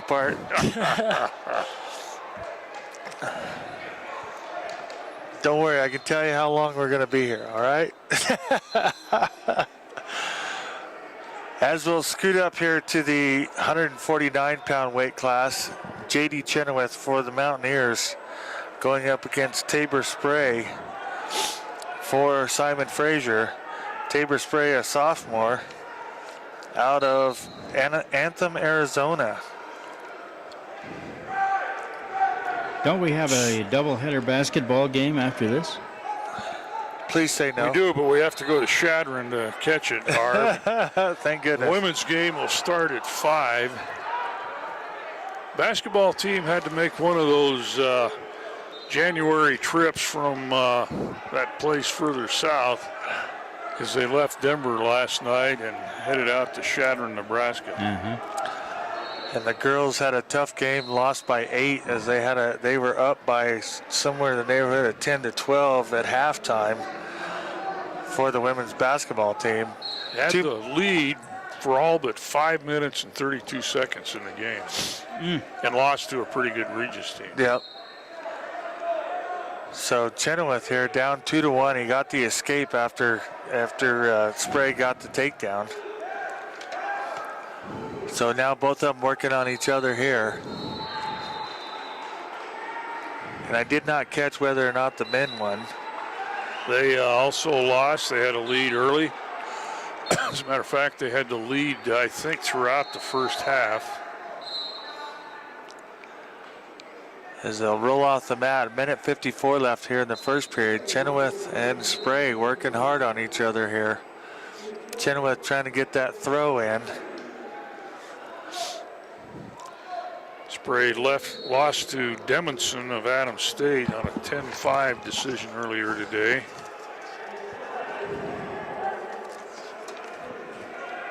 And against Newberry, Spray lost by fall at 6:23.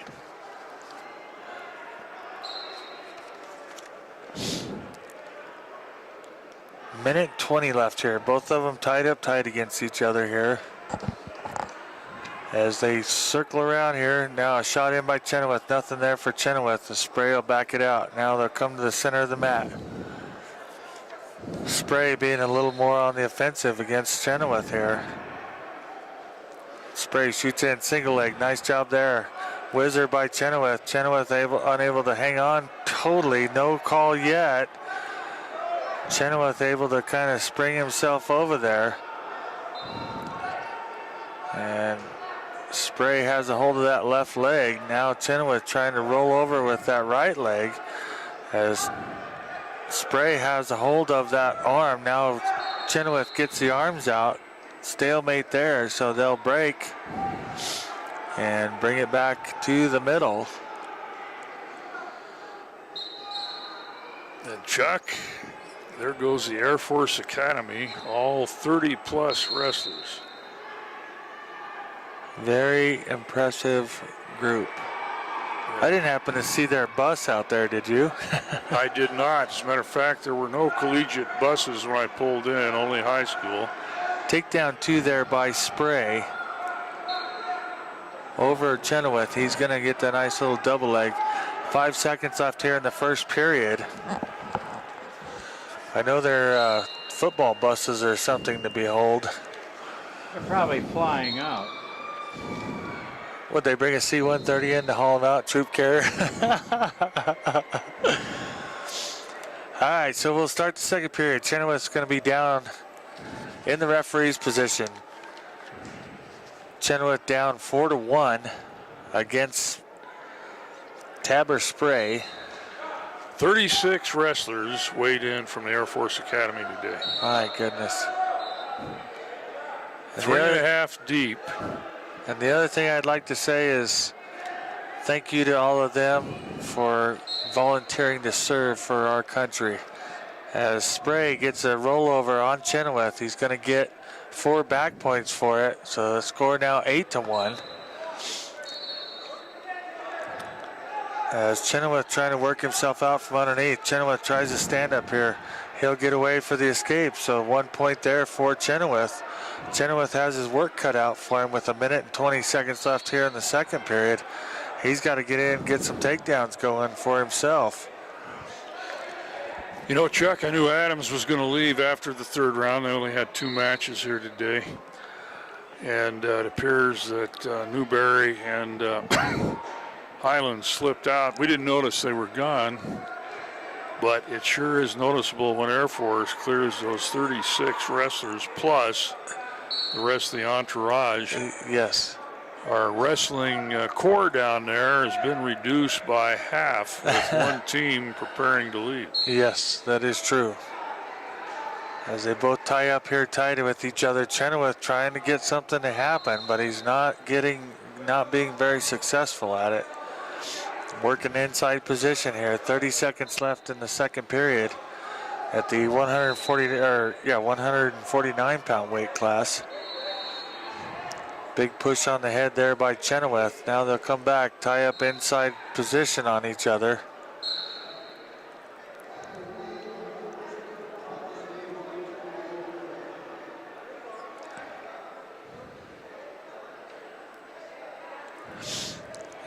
Still tied. Now a little shot there by Sprague. Nothing there for Sprague. Chenoweth comes out. And that'll be the end of the second period.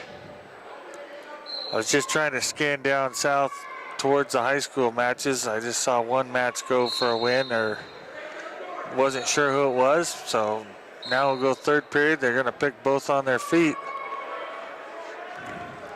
And we'll see what Chenoweth can do with this. Down 8-2. He's got a lot of work to do. A minute 51 here in the final period of the 149-pound weight class. Chenoweth shoots in, nothing there. Is Spray able to sprawl back? He'll shoot in, nothing there for Chenoweth still. Nice arm, and they'll stalemate it, bring it back to the center. Minute and 31 left here at the 149-pound match. And Highlands is sitting right there, Steve. They're still here.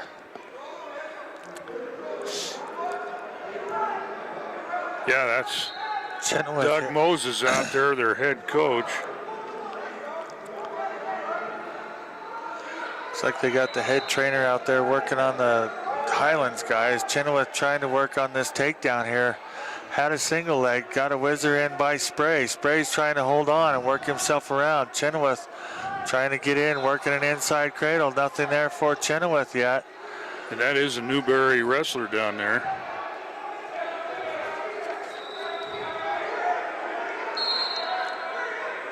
And Chenoweth still trying to work that single leg. Nothing there for Chenoweth.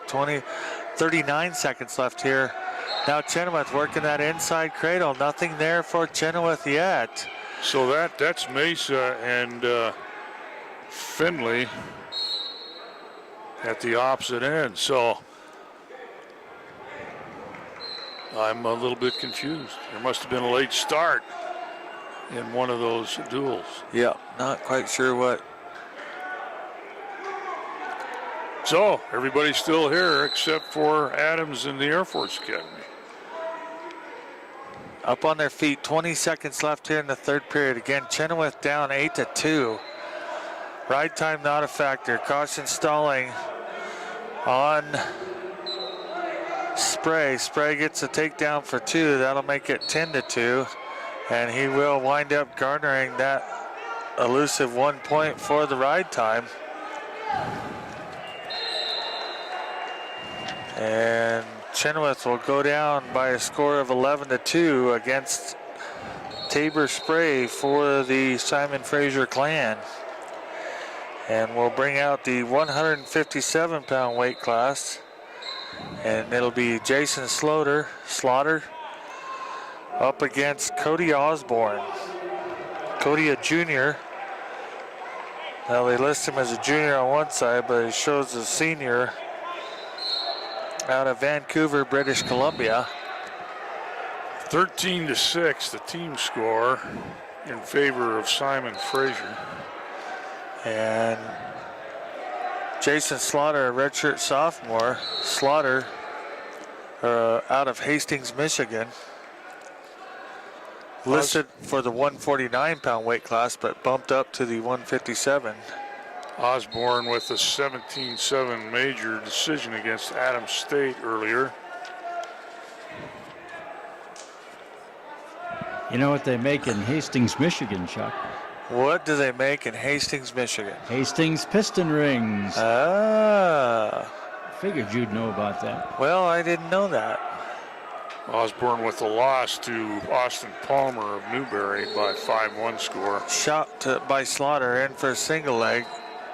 Are you going to give? There's the 2 finally. I'm not sure why the referee waited so long to give the 2, but there's the 2 for Slaughter. Slaughter's got to be careful. He's up front a little too far. A little bit of hand checking underneath. Now Osborne's going to come up, try to get the escape. He gets the escape. So the score now 2-1. A minute and 50 left here in the first period. And a nice job by Slaughter. He just can't keep control. You know, Slaughter and Byrigger have alternated here today at 157, and I'm thinking that Sean Byrigger, after he knocked off the number 4 wrestler in the country, didn't really think that, or Coach Pfeiffer actually, didn't really think you could top that. Yeah. So they figured, why not? We'll just throw Slaughter out there for the afternoon match. Tied up tight here. A minute and 10 left here in the first period at the 157-pound weight class. Cody Osborne against Jason Slaughter.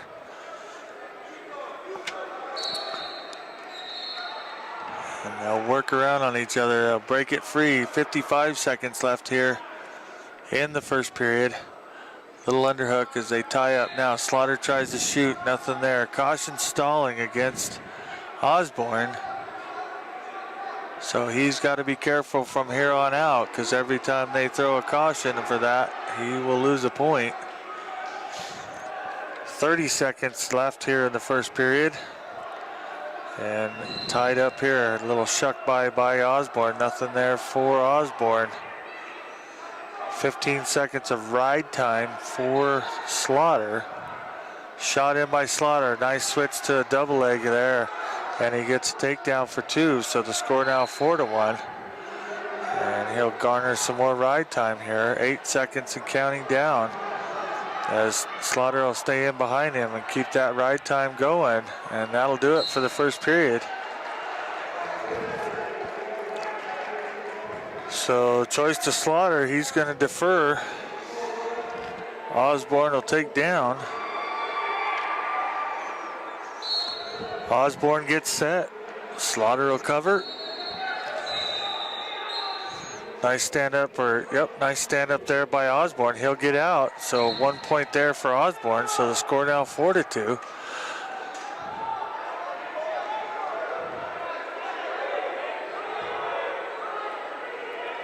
And here we go. Standing up tight, trying to work on that inside position. See if Slaughter can roll in on another double leg. He's done a nice job all in the last 2 times as he shot in. So that can't be a factor to be scared to shoot in on somebody. Shot by Osborne, nothing there. Slaughter kind of able to sprawl out. Osborne keeps driving, nothing there for Osborne.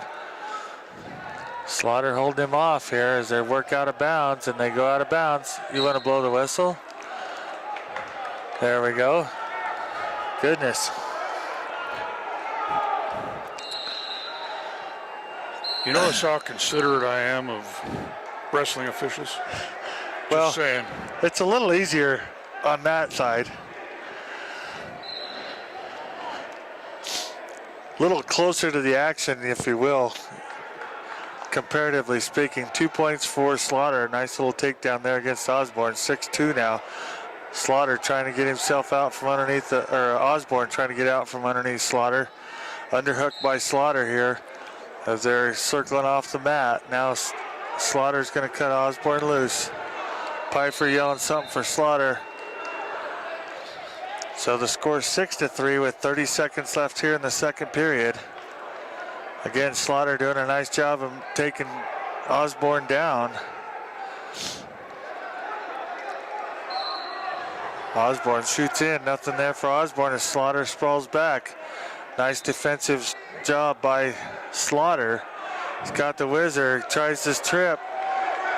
He's got a hold of the headlock, 2-point takedown for Slaughter. So kind of an opportunity there for Slaughter as Osborne gets himself a little too far carried away and over the top. So choice to Slaughter. Slaughter's going to take down. Not going to hurt anything. 53 seconds of ride time for Slaughter. Slaughter set. Osborne got a little excited to get going. Slaughter's going to stop. Now he gets his stand up. Now he comes out. There's the escape for Slaughter.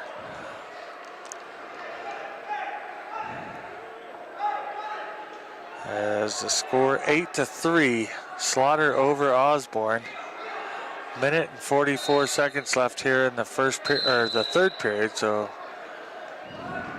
nice job by Slaughter coming out here for the Mountaineers. Minute and a half left in the match. Slaughter shoots in on a single leg, gets a nice job, gets the takedown for 2 there. That'll make it 11-3. And now he'll start garnering some of that ride time if he can hang on to it and get that extra point. And he won't with 53 seconds of ride time. 1:10 left here in the match. 5 takedowns against 4 escapes. That'll work every time. Every time. So nice job here by Slaughter. Sprawled out here, they'll stalemate it, bring them both back to the middle.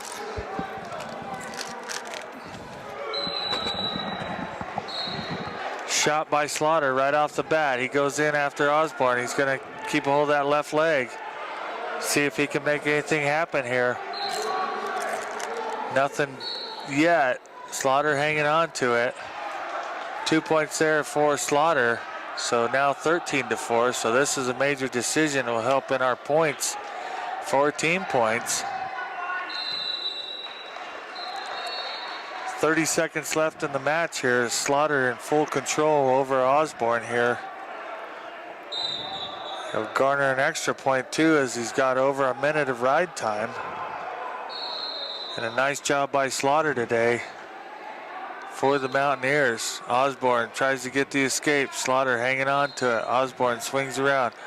Nothing there yet as Slaughter still has control. There's the 1 point escape for Osborne. So now 13-5, and that'll do the match. And 1 extra point for Slaughter as he'll win the match 14-5.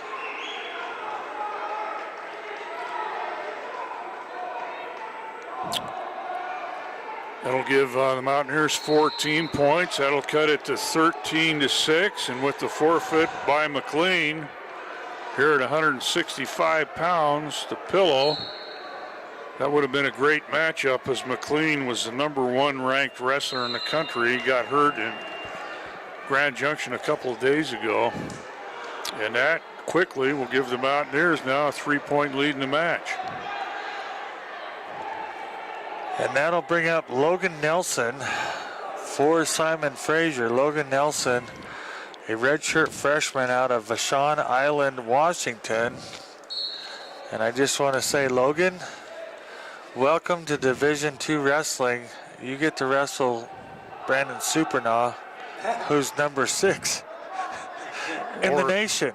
As the PA announcer at Paul Wright likes to say, Brandon Supernah. There you have it. That's better than the howl.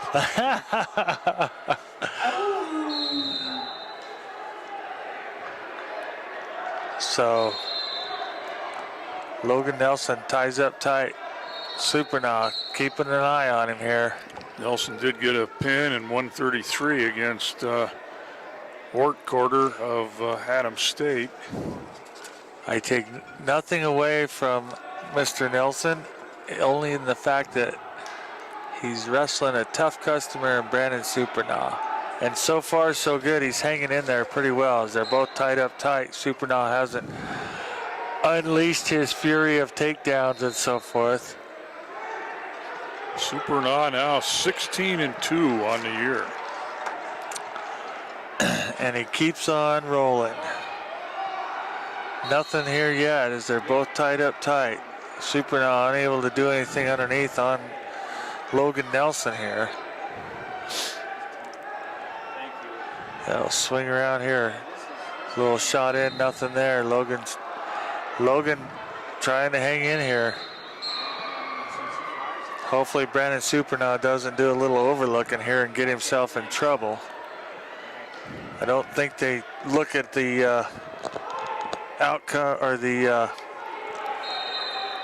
class or their records.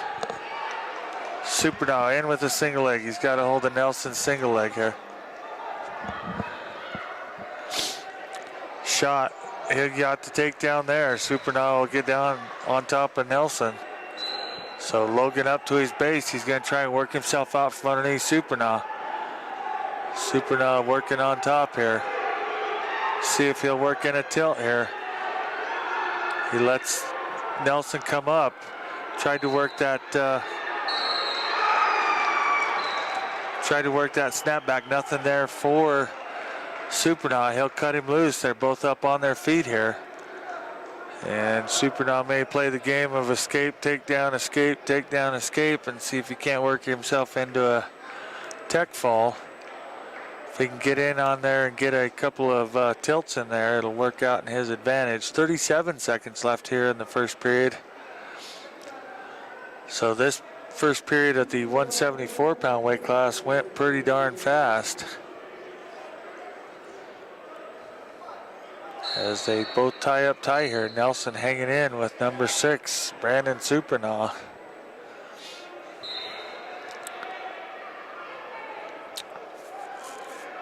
Ten seconds left here. Both of them a flurry of activity. Now Supernah shoots in on a single leg. He's going to try and switch it over to the double. Nelson hanging in there with him. And nothing there for Supernah. So the score 2-1 to start the second period. Choice to Supernah. He'll take the down to start the second period.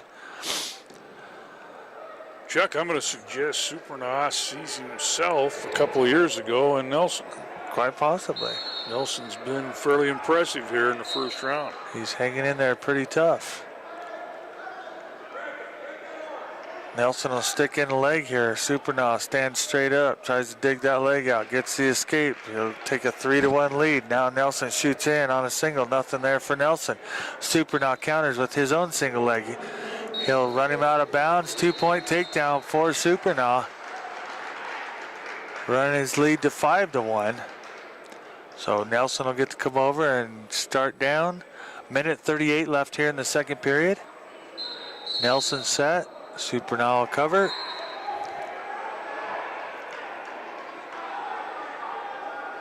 Nelson not quick to make a stand up here.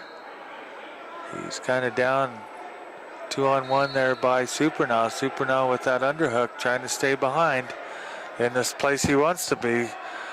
He'll cut him loose there, so Nelson will get another point there. So Supernah will go to work, see if he can zap out another takedown on Nelson. Minute and 5 seconds left here in the second period. Shot by Nelson, nothing there for him. Supernah will come back up. Couple little head pops to Nelson here. Supernah hanging in there. Kind of a duck shot there. Nothing there for Supernah. Nelson kind of hanging in there. They'll tie up tight. 30 seconds left here. Shot by Nelson. Supernah is going to swing back around to the backside. He gets a hold of an ankle, so no control there by Nelson as Supernah hangs in there. Nelson hanging on to that right leg. Nothing there for Nelson. There's a 2 takedown for Nelson. So a takedown by Nelson. Escape for Supernah. That'll make the score 6-4. So Supernah jumps in on it. Nothing there, as they butted heads pretty tight. Coming out of bounds. 5 seconds left here in the second period. And they'll circle around and save it for the next period as Supernah is up 6-4. And Logan Nelson will take down to start this third period. Supernah with 29 seconds of ride time, so that not a factor in this match. And I think a tighter match than most people would have expected here after 2 periods. It is. I'm going to be honest with you. I kind of thought maybe Supernah would take it to him a little bit quicker. Maybe Supernah's taking a break here. Nothing against that. 6-5 as Nelson gets the escape. Supernah shoots in. It's going to try the Iranian Turk come out the backside here. He'll try to flip it over. He'll get those legs free. If he can get out and up from underneath and spin around, he'll be in good shape.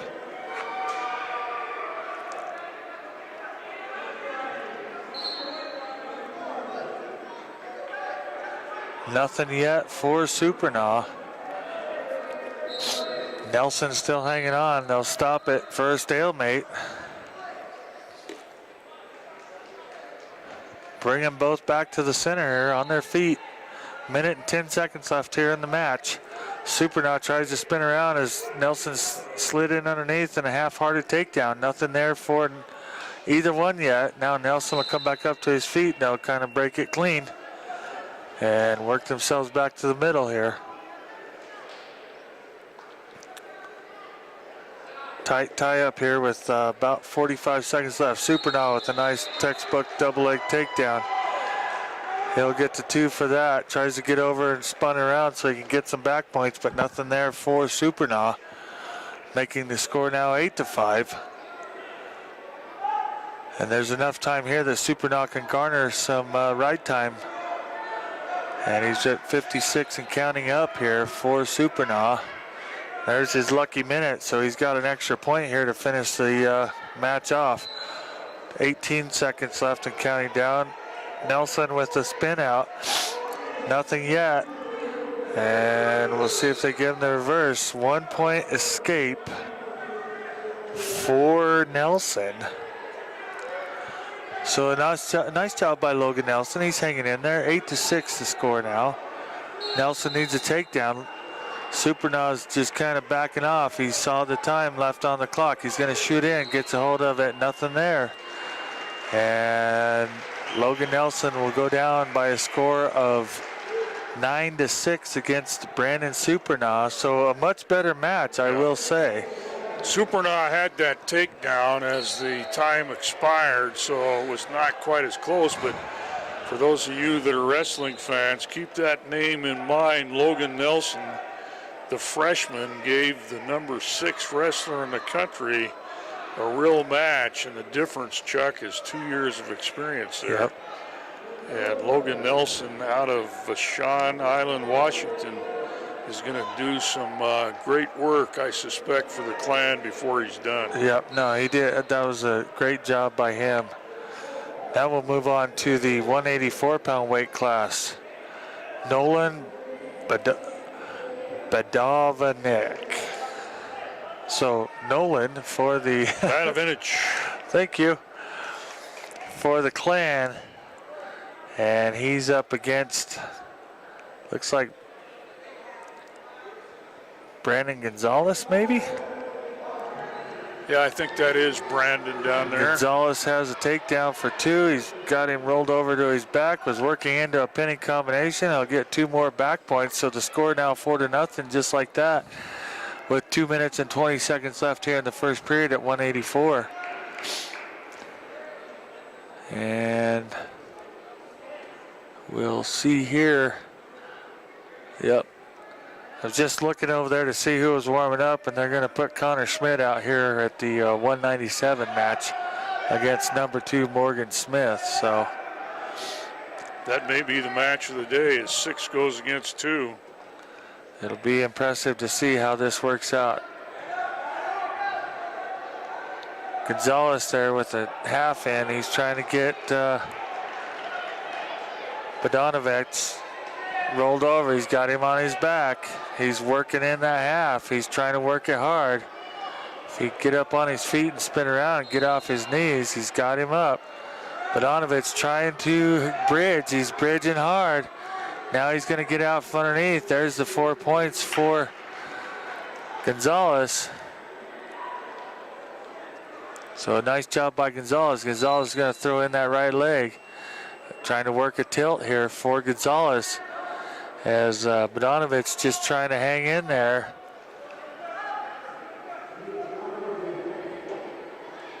Bodanovich, a sophomore.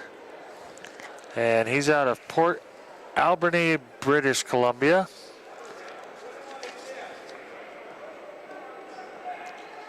And nice job by Gonzalez here, hanging in with what he's got going on. Score 8-0. He's going to roll him over again, get some more back points. Maybe not. He had that double underhook. There's the double underhook, and there's the pin. 2 minutes, 27 seconds. Way to go, Chuck. Thank you very much. For Gonzalez. That is quite the little pre-match ritual that Charlie Pfeiffer and Connor Schmidt have. Connor walks up to Coach, and Coach gives him 2 nice box slaps across the face. Kind of a neat little pre-game or pre-match ritual, if you ask me. So they're waiting to get the clock set. Western leading team points 19-13. Well, there should be another 6 up there now, Yeah. 25. Morgan Smith comes out right off the bat, number 2 in the nation, a senior. And he's got Schmidt taken down and rolled on his belly. So Schmidt's got his work cut out for him against Morgan Schmidt, or Morgan Smith. Smith and Schmidt, here we go. Smith only with a 3-1 decision over Joe Bencomo of Adams State earlier. And looking at the schedule here. And 8-3 over Weldon of Newberry. Our next match for Mountaineer Radio will be the 19th of January as Colorado School of Mines will come up to face Western. And then Western will go down and wrestle Adams early part of February. So you can talk Harvard going to Sterling, Chuck. I would, but I got to go to work the next day. That's only 350 miles, as I recall. It's a 5.5 hour trip, depending on who's driving. Haven't you got some scrap to pick up or something? Well, no, not necessarily. Actually, the last time I made the trip, I believe it was a 7-hour trip. How much snow was coming down? Not very much. Oh, okay. Schmidt with his hands full here against Smith. Morgan just wrapping him up. Score 2-0, but Morgan Smith is just keeping Connor Schmidt busy here. And Connor having a hard time working his way out from underneath here. Nice little test for Connor to kind of reevaluate or reassess where he's at, and it's not bad. 6 against 2, one of the top matches of the day between 2 ranked wrestlers. And I remember Smith from years past, and he's been pretty solid for the last couple.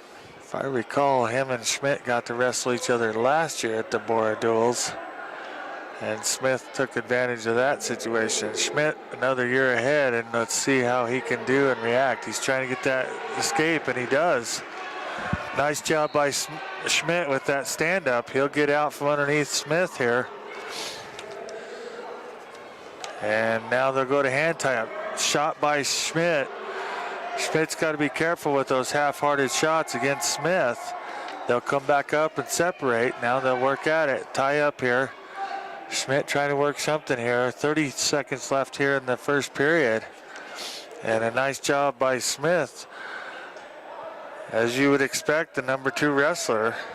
And then Schmidt able to kind of keep trucking. 59 seconds of ride time. Or a minute and 59, sorry, for Smith over Schmidt. So ride time a factor against Connor Schmidt for the Mountaineers. As time expires here in the first period, 5 and counting down.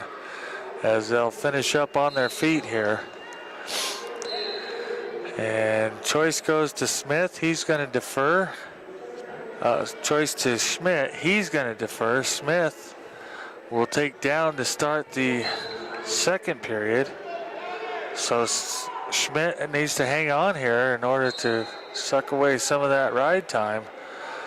Smith already with a quick take up, or a quick stand up and escape, making the score now 3-1. Now he's going to shoot in on that single leg on Schmidt. He's got to hold that left leg. Now he's going to spin out and get the 2 here for the takedown. And so Connor Schmidt finds himself down underneath Smith again here, down 5-1. So Schmidt's got to get busy and get some activity, getting up and getting out from underneath of Smith here. Minute and 20 left here. Again, the 197-pound weight class. Number 6, Connor Schmidt, up against number 2, Morgan Smith, as Schmidt gets himself out for the escape, making the score 5-2. So a nice job by Schmidt to get out from underneath him. They'll both tie up here against each other towards the middle of the mat here. And we'll see if Schmidt can do anything with that takedown, as Smith has been all over it today. In this match, 49 seconds left here in the second period, as they're tied up tight with each other towards the middle of the mat. Now Schmidt with a snap down, nothing there for Smith. Schmidt coming back in to tie up. So we'll see if Schmidt can go on the offensive here and get a takedown, and at least get closer with the points here. 2 minutes and 22 seconds of ride time for Morgan Smith. And so he's got an extra point in his hip pocket as we get to the end of the second period here. 5 seconds left and counting down. And the score 5-2, Smith over Schmidt. And choice to Smith, or to Schmidt, sorry. Schmidt's going to take down. And you got to think Connor's thinking he's got one good shot here against a wrestler this tough, and he's saved that here for the third period. Let's see what he's got left. Tries to sit out here. He'll try to get the, he's got the sit out. Now let's see if he can get the escape. He works the escape, tries to get underneath here. So now the score 5-3. The only problem is that Schmidt's got to be careful because he's down by 1 extra point there with that ride time. So it looks like the high school wrestling tournament is all but over. 2-point takedown for Smith on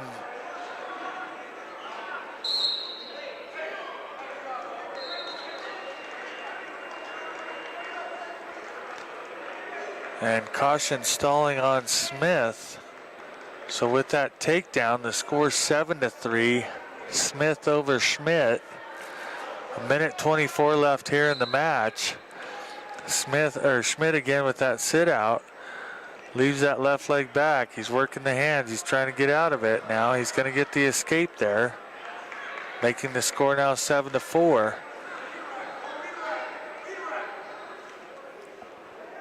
And they'll tie up tight here with just over a minute left here in the match for the 197-pound weight class. Number 2, Morgan Smith taking on number 6, Connor Schmidt. And Schmidt having his work cut out for him in this match. Again, Smith a senior, so a little bit of a difference there. A couple years of experience on Smith's side. 40 seconds left here as Connor shot in, or Smith shot in. Connor trying to hang on to the backside here.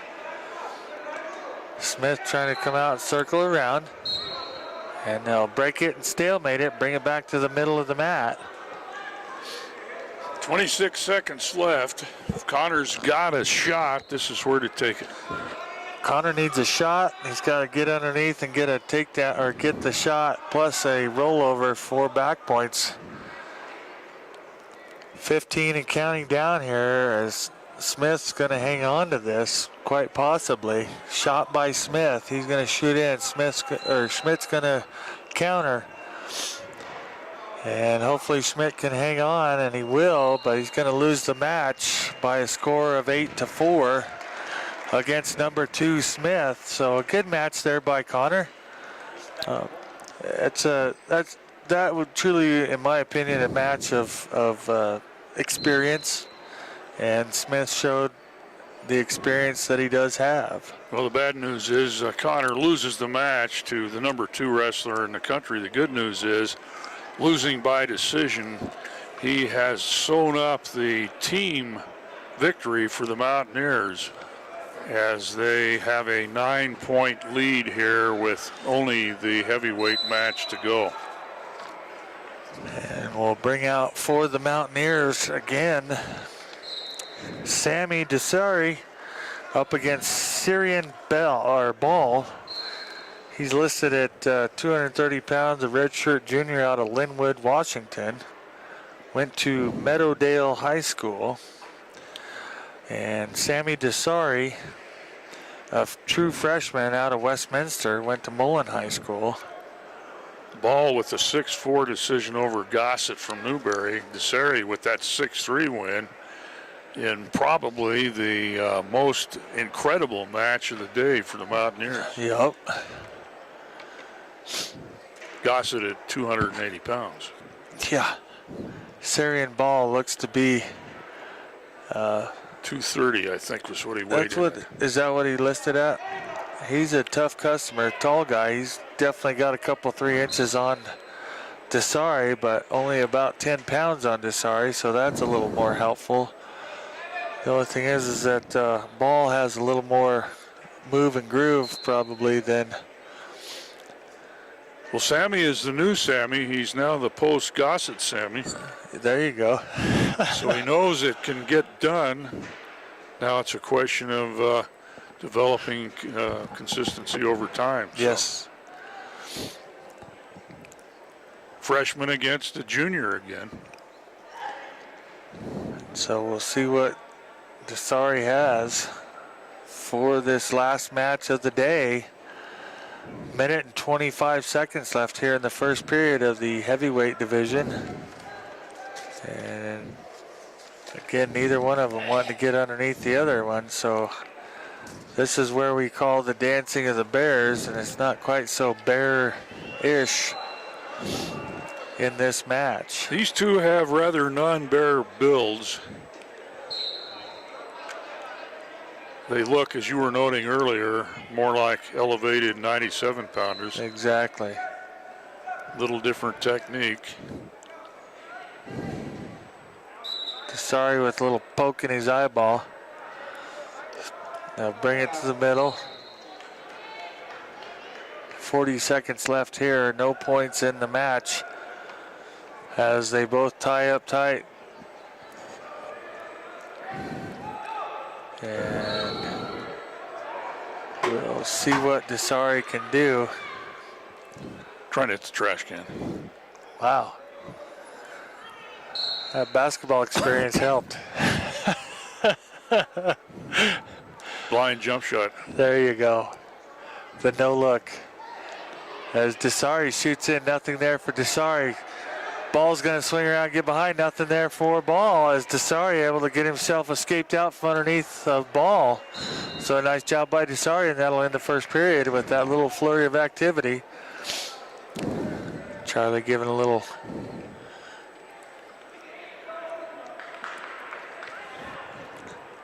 coaching there from the sideline. Charlie Pfeiffer, Donovan Mayhill talking it over here. Disari will take down to start the second period. Ball will cover. Ball works on a crossface there as Disari did not get a good stand-up. Now Disari's going to come up with a stand-up. Ball going to swing him back down to the mat. Put him on all fours. Now Disari's got to work himself out from underneath. And a tilt there by Ball. He's going to get some back points here. So the first points of the match are 4 for Ball with a tilt. So Disari's got a little work cut out for him now, as he's got to get 4 points back up and keep himself from getting stayed under control. Now ball's going to roll him over with an outside cradle. Disari able to break it. He'll get 2 back points there for ball, and they'll go out of bounds. 54 seconds of ride time for ball.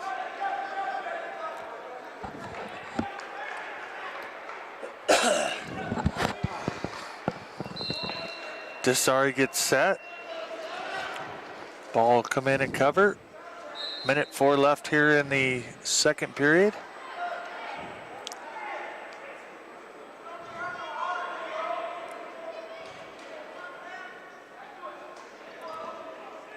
And ball has Disari over again on another tilt. He'll get 4 more back points there. Now making the score 10-0. All this in the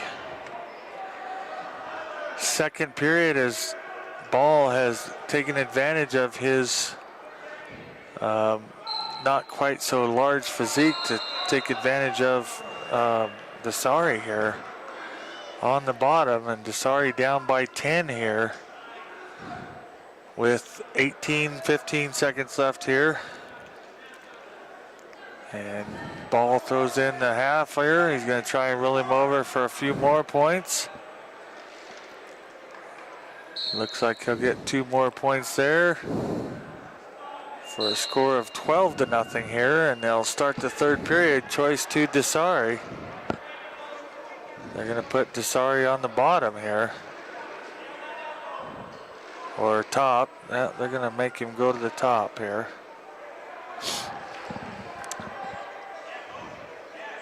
So Ball with a 12-0 lead. Now Ball, nice little switch out. He'll get the 1 point escape for a score of 13-0. If he gets the takedown, we're going to be done here. And we'll see what Ball can do. He's also got 1 minute and 55 seconds of ride time, so he's got an extra point in there as well. So we'll see if Ball wants to take a shot on Disari as they tie up tight against each other. Disari trying to work a snap down. Nothing there for Disari. Disari looking like he's about to run out of gas. Half-hearted shot in there by Disari. Nothing there for him. Disari now going in with a flurry of shots. Takedown 2 for Ball, and that'll do the match. Ball will win the match 16-0 over Disari. But Western will win that matchup, or the duel. What do you got for a final? I can't see the scorecard. I got too many. 25-21. Western will win the duel, even though they lose those last 2 matches. So a pretty good day for the Mountaineers as they knock off. Simon Fraser came into the tournament ranked number 11 in the country. Of course, they're without Tyler McLean, the number 1 wrestler at 165 pounds. And Western also knocked off number 14 Newberry 38-7. They lost to number 16 Simon Fraser 22-12. And they lost to the Air Force Academy as well, 28-11, the Division I team. But all in all, Chuck, a pretty good day for the Mountaineers as they had some tough competition. And to have to take on 3 nationally ranked teams in a Division I team, coming out 2-2 is not a bad day's work. Not a bad day's work. That'll kind of put them in the middle of the pack with all the teams that are here today.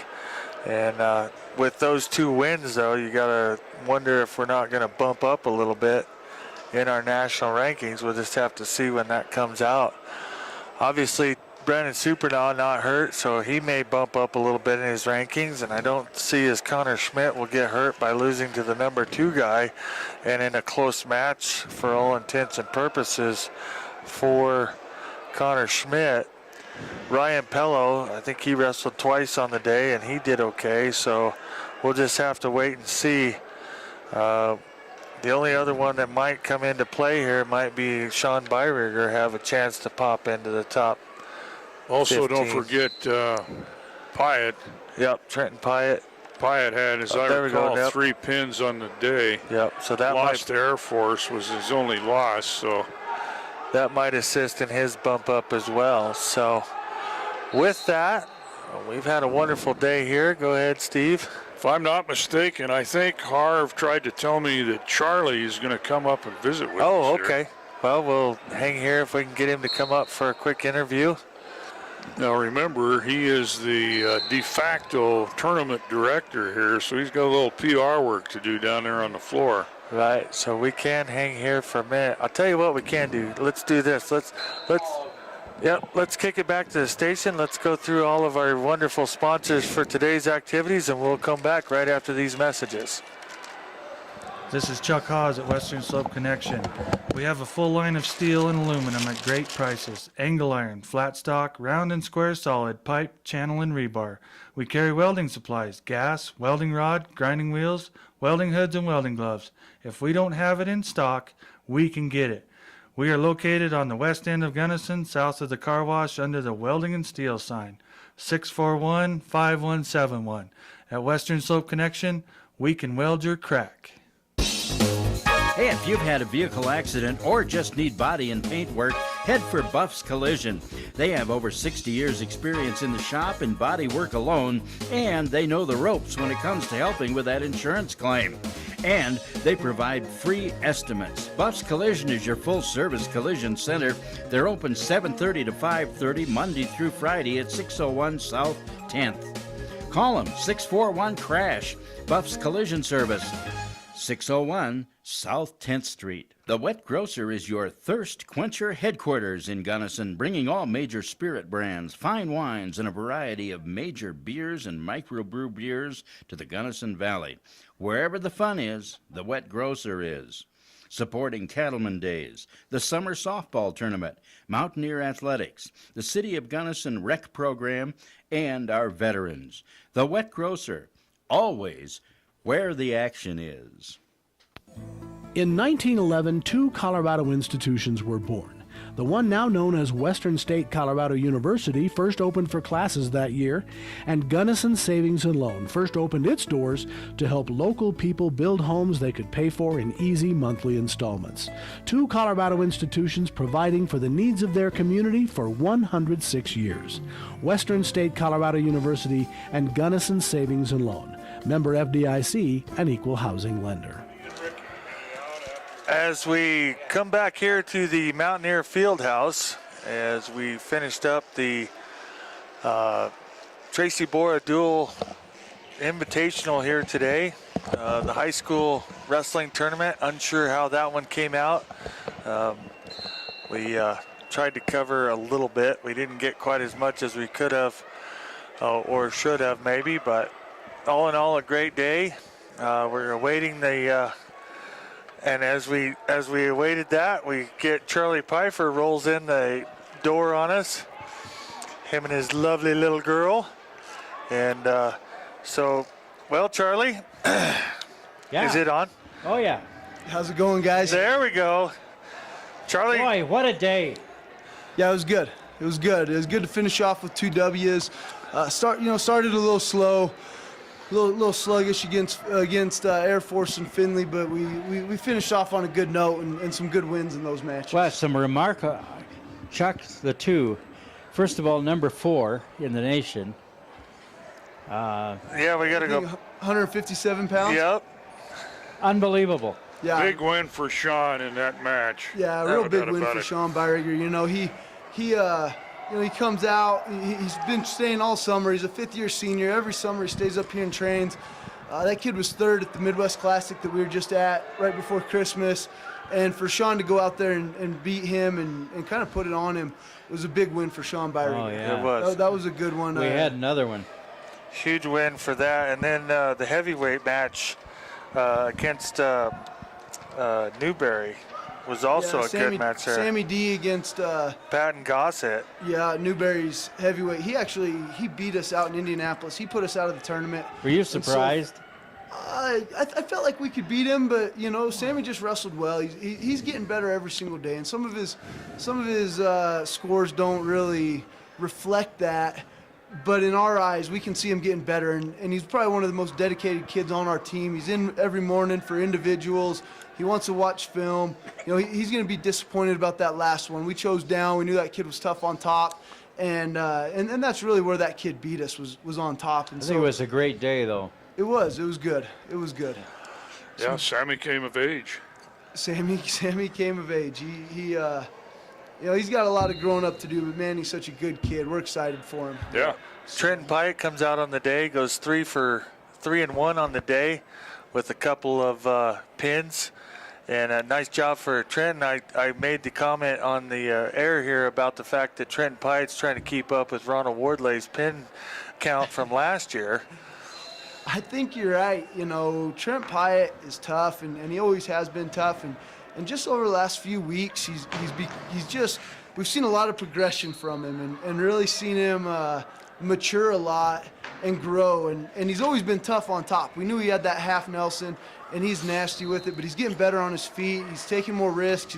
He's changing his shots up a little bit. He's just doing a heck of a job and getting better. Supernah has another great day. Yep, Supernah goes 4-0, wrestles well. You know, Soup's another one. He's just been getting better. And that's our focus right now is how, you know, we're training to be good in March. We're training to get better then. We had a great training period coming back from Christmas break, and it's just going to be, you know, developing every single day. It looks like it's really paying off. It is. These guys are working hard, and they're a great group of guys. You know, of course, we had the Open yesterday. I think we had 3 champs in the Open, or maybe 4 champs in the Open. Guys wrestled well there. Great idea on your part to give those wrestlers that aren't going to get a shot the opportunity to wrestle. It's nice for those guys to get to wrestle at home. Sometimes you don't get to wrestle in the home crowd until maybe your 2nd or 3rd year. But I think that Open's going to grow. I was talking with Air Force this morning. You know, he's talking about bringing his guys out next year, possibly Air Force Prep as well. Air Force Prep as well coming out and grow that thing. We had 35 kids yesterday, and it was awesome. You know, our older guys that wrestled today were cheering on the young guys, and that doesn't happen a whole lot. If we're at an Open out in Kearney or the Cowboy Open, you know, it's so big. There's 14 mats. You don't even know who's still in the tournament. It's hard to keep track of that. So It's good for our guys, our older guys, to be mat side, cheering those guys on, rooting for them, coaching them, helping them out. It was a good weekend of wrestling all the way around. Great turnout from Adams and Mesa both to give you some help on that. Air Force brought 36 guys up today to weigh in. So you got to think they want to give some of those younger guys an opportunity to do the same thing. That could be a huge start day. I think so. You know, Air Force didn't have enough dates on. You're only allowed 16 dates for the season, and they were maxed out. So another Open would have been too many dates for them to compete. But in the future, I think it's something that they will definitely schedule in and pencil that in. You know, you brought in Findlay and you brought in Newberry. That's a couple of top-notch teams. They are. Findlay's, you know, out in Indianapolis at the Midwest Classic, Findlay and us we were neck and neck, went back and forth. I think they ended up beating us by a point. You know, they're ranked right ahead of us. They got some great wrestlers on their team. You know, we maybe gave them too much credit. I'm not sure what happened there to wrestle them like that. But, you know, our guys responded well and went out and beat up on Newberry. So that was rewarding. That was fun. Connor Schmidt comes in on the day. He goes 2 and 1 on the day. Number 6 in the nation. Kind of a tough customer for him against Morgan Smith there, that last match at Simon Fraser. Yeah, Morgan Smith's a tough kid. He's been around for a while. Supernah and him had some battles a couple of years ago here at the Tracy Borah Duals, and then we actually wrestled him twice at the regionals here at Western. And so, you know, he's been around. He's a veteran kid. He was 4th in the country last year. I think we have a good game plan going in, but we're going to tweak it a little bit. We got some work to do, obviously. Those are some pretty quick shots he was hitting on us. We gave up maybe some easy shots, some easy points. But Connor's a tough kid, and the great thing about Connor is, you know, every time he's going to step on the mat, you can get 100%. Yeah. He's going to give you everything he's got. Well, you know, today was a big first. Uh-oh. Yeah. Bringing in Adams. Yeah, you know, it's I didn't know about it until I committed to him.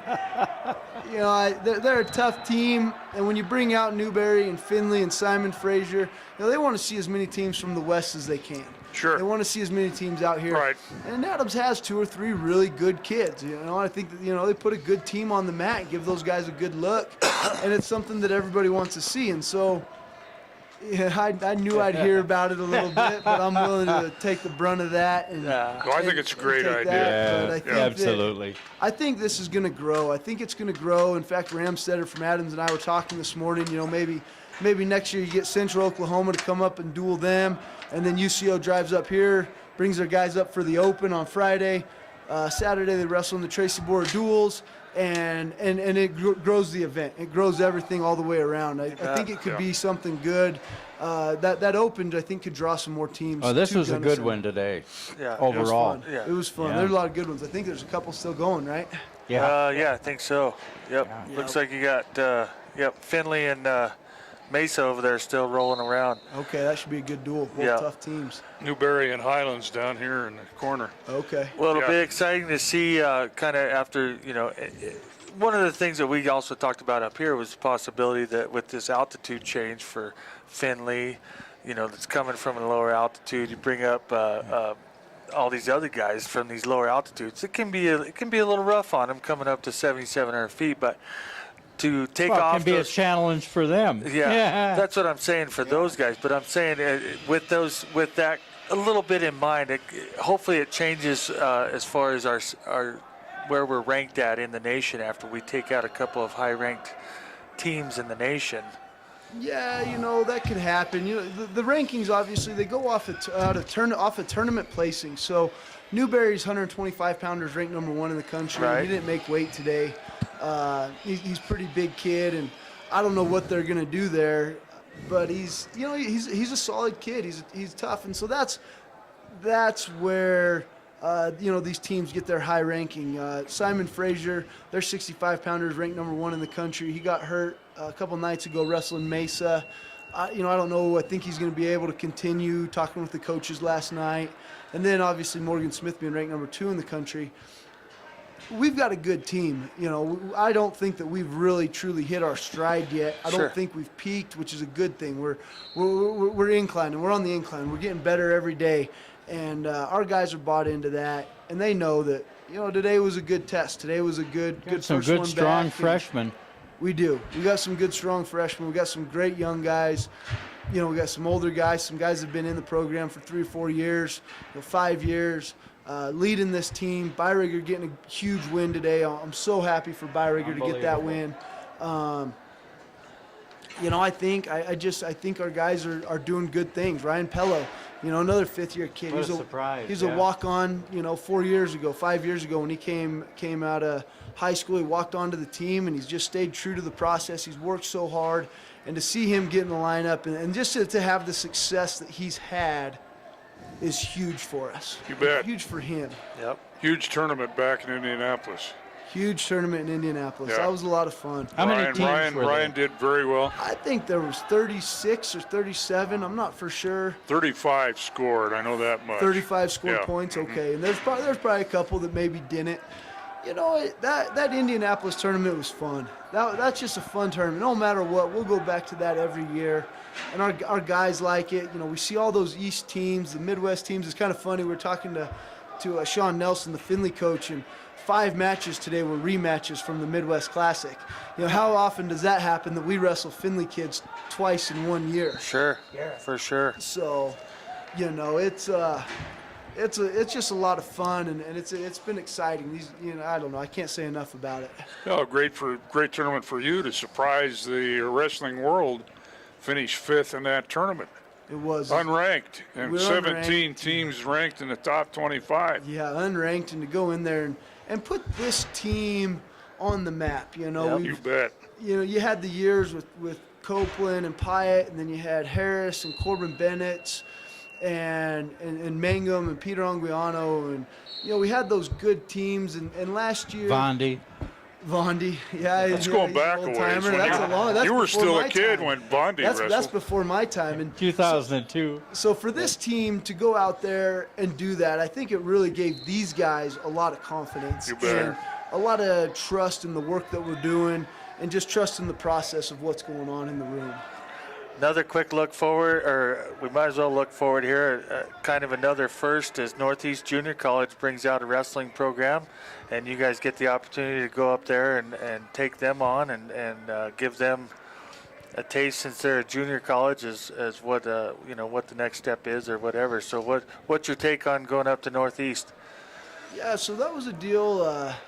They had a coach who I was talking to quite a bit last spring on kids. They had a coach that got let go, and I started talking to the interim head coach at the time, and he was wanting to grow the sport. He was wanting that nobody in Sterling knew they had this program. They were kind of unknown, and in my mind, I was like, well, we got enough number twos, backups, red shirt, or not red shirts, but backups that can wrestle in that, and we can compete. And let's put those guys under the light and do a 1 hour weigh-in and put them in a duel. And help you guys grow wrestling. And the initial thought was to get a high school duel before that duel, and get the Sterling in there. Colby Duncan's from Sterling. We signed a recruit from Fort Morgan. We got a recruit coming in from Brush. So we got a lot of guys coming from that area, and it was really to grow the sport and to give our young guys, our backups, the opportunity to wrestle in that type of an atmosphere. And so, we scheduled that duel, so we'll leave Thursday morning. We'll go out there, we'll wrestle that duel, and then, we'll probably sleep in and head out to Kearney. We got 4 big duels in Kearney, Nebraska that we're looking forward to. Northern State, Mary, Kearney, who just was 3rd at the national duels, and then Fort Hays, who's got a real good team this year and in our region. And so go out there and they're all on the road. They're all on the road, yeah. Right on 70. Yeah. Absolutely, it's gonna be fun. Our guys are gonna be excited. Our guys are, they're fired up about it. Good, we're excited for you guys too. Boy. Well, Charlie, I'm impressed. You bring Adams to Tracy Borah in your first year as head coach, and you give Northeastern a big push for their wrestling program. Well, we're trying. We're trying to be creative, trying to get our young guys on the mat as much as possible and give those guys the opportunity. I feel like we could have wrestled today probably 3 or 4 different lineups and had the same results that we had today. We're a deep team. We're young. We're deep. These guys work hard. They compete hard. And it's good to give those guys an opportunity to compete. They work hard. They need that opportunity. That's what makes it work, absolutely. Yep. No doubt about it. Well, with that, I just want to say thank you to you guys. I appreciate you guys being here all day on a Saturday and coloring the duels. And I didn't even know that they were online here, and got the camera turned around on Finley Sue. And there you go. Hey, this is a wrestling town. This is a wrestling town. Absolutely, it is. It's awesome to have the support. As we were getting ready for that first duel this morning, I told Donovan, I said, hey, we need to get more chairs in here next year. Well, and it isn't just us, because this thing's going worldwide. So you've got alumni, and you've got people from all these other schools that can see this. Yeah, it's awesome. The folks of these kids. It's good. You guys do a great job. Fink does a great job on SAD and running this tournament, getting everything put together, and just all the parts that made this work. Administration, assistant coaches. We're just real fortunate to have the support and everybody that we have behind us. I think there's some unseen benefits here, too, is bringing in, how many, 15, 16 teams from the high schools? Yeah. I counted 8 when I went back. And, there's kids here who may wrestle in high school but may not wrestle in the college level, but they come here to Gunnison, they see the campus, and they may come to school here. So that's a benefit, too, Charlie. Absolutely, Big and benefit. that's a big thing that we're trying to do as well, is grow wrestling. We kind of have the term from the grassroots up, and Gunnison High School, Jesse Cruz took that over in his second year this year. They're struggling getting some numbers out, and so just trying to help them and get guys up here to entice teams to come up here and wrestle in Gunnison, put this event on. Cruz did a great job with that. Yeah. We ran a clinic last week. We had 35 kids at a clinic up here from all the way from Brush, Colorado to Delta. Fort Lupton brought 6 kids, and we had kids from all over. And so we're trying to obviously grow it in our college and become with those guys, but we're trying to grow it Western Slope, Colorado in general, and just try to help everybody out, and especially in the community here with the Dusters and the high school. Yeah. Yeah, it's huge for the local fans to see 7 other teams in town when they've been accustomed to 1 duel a year. Yeah, that's good, and I think it'll grow. I think Lars Luters, he was an alum out of 2008 alum, and he coaches down in Dodge City, and we got one of his kids on the team, Dylan Service. I think Lars is really interested in coming up and being a part of the high school tournament, and being a part of that. Well, you bring a team out of Kansas, and they're a competitive team. They're probably a top 5 team in Kansas's biggest division. A lot of teams are going to want to come to see the new competition, and not just the Western Slope teams that kind of see each other all the time. And there are just a lot of teams that we had talked to were in a 2-year contract. And so they had already signed their contract at camps. When we were at the Rocky Mountain Wrestling camps, we were recruiting high school teams up here, and they're already in their contract. So I think this year we're going to get an earlier start on that. We got the ball rolling. It was small this year. It'll grow next year. The Open's going to grow. The duels are going to grow. We got a Pee Wee tournament going on tomorrow. We're kind of just knocking everything out in one weekend and setting up all these tournaments, and it's just a weekend full of wrestling here in the Mountaineer Field House. And it was good to see R.C. LaHaye there at the Newberry Wolves staff. Yeah, R.C. LaHaye, assistant coach out at Newberry. I think he was a big push of getting Newberry out here. All-American in 2004, part of that team that took 4th in the country with Haberman and Herone and Jack Quintana. R.C., he's a good guy. He's a good coach, and they got a good program there. I know they're disappointed in our duel, but they'll rebound and have a good season this year for sure. 2 good teams, Newberry and Findlay. It's good to see them here. Simon Fraser's getting better. Simon Fraser's getting better every time they step on the mat. You bet. Ranked another number 11 right now in the country. Ranked 11th. Yeah, they're tough. We got to get better at some weights in order to compete with those guys and make the gains to qualify for the national. They got a lot of kids from Washington State I see on their roster. They do. They're assistant coaches from Washington. It's just right over. I think the term got right over the bridge. I flew out to the Washington State tournament here 3 years ago. It would have been, and was recruiting the Washington State tournament, and Abdu was there. He kind of knew every coach and every kid, and I think they're able to pull a lot of those kids. Sure, you bet. You bet. Wow. Well, Charlie, thanks for coming up after a tough day down there on the floor. Thank you guys. I appreciate it again. All the support and everything you guys do for us. And pretty impressive Mountaineer today. Athletics. So thank you guys. Thanks to our sponsors that sponsored the tournament this weekend. They can't do it without those guys and the town support. You bet. So our pleasure. Thanks, guys. All right. Appreciate it. Thank you for coming up. Charlie Piper, you take care. You guys have a safe trip. Have fun up in Kearney. We will. And we'll look at you. We'll see you again on the 19th for the Colorado School of Mines duel up here at Paul Wright Gymnasium. Yeah, that should be a fun one. We're excited. We'll see what happens. Yeah. You guys have a good day. Thanks again. Thanks, you, Charlie. Thank you, guys. Well, with that, I'm Chuck Hawes, Steve Williams, Harv Reese, Linda back on the boards. We'll say so long for now on Mountaineer Radio Network. And as we leave today, thanks, Garrett, for your support. You always make us look smarter than we are. Have a good one. We'll see you down the road.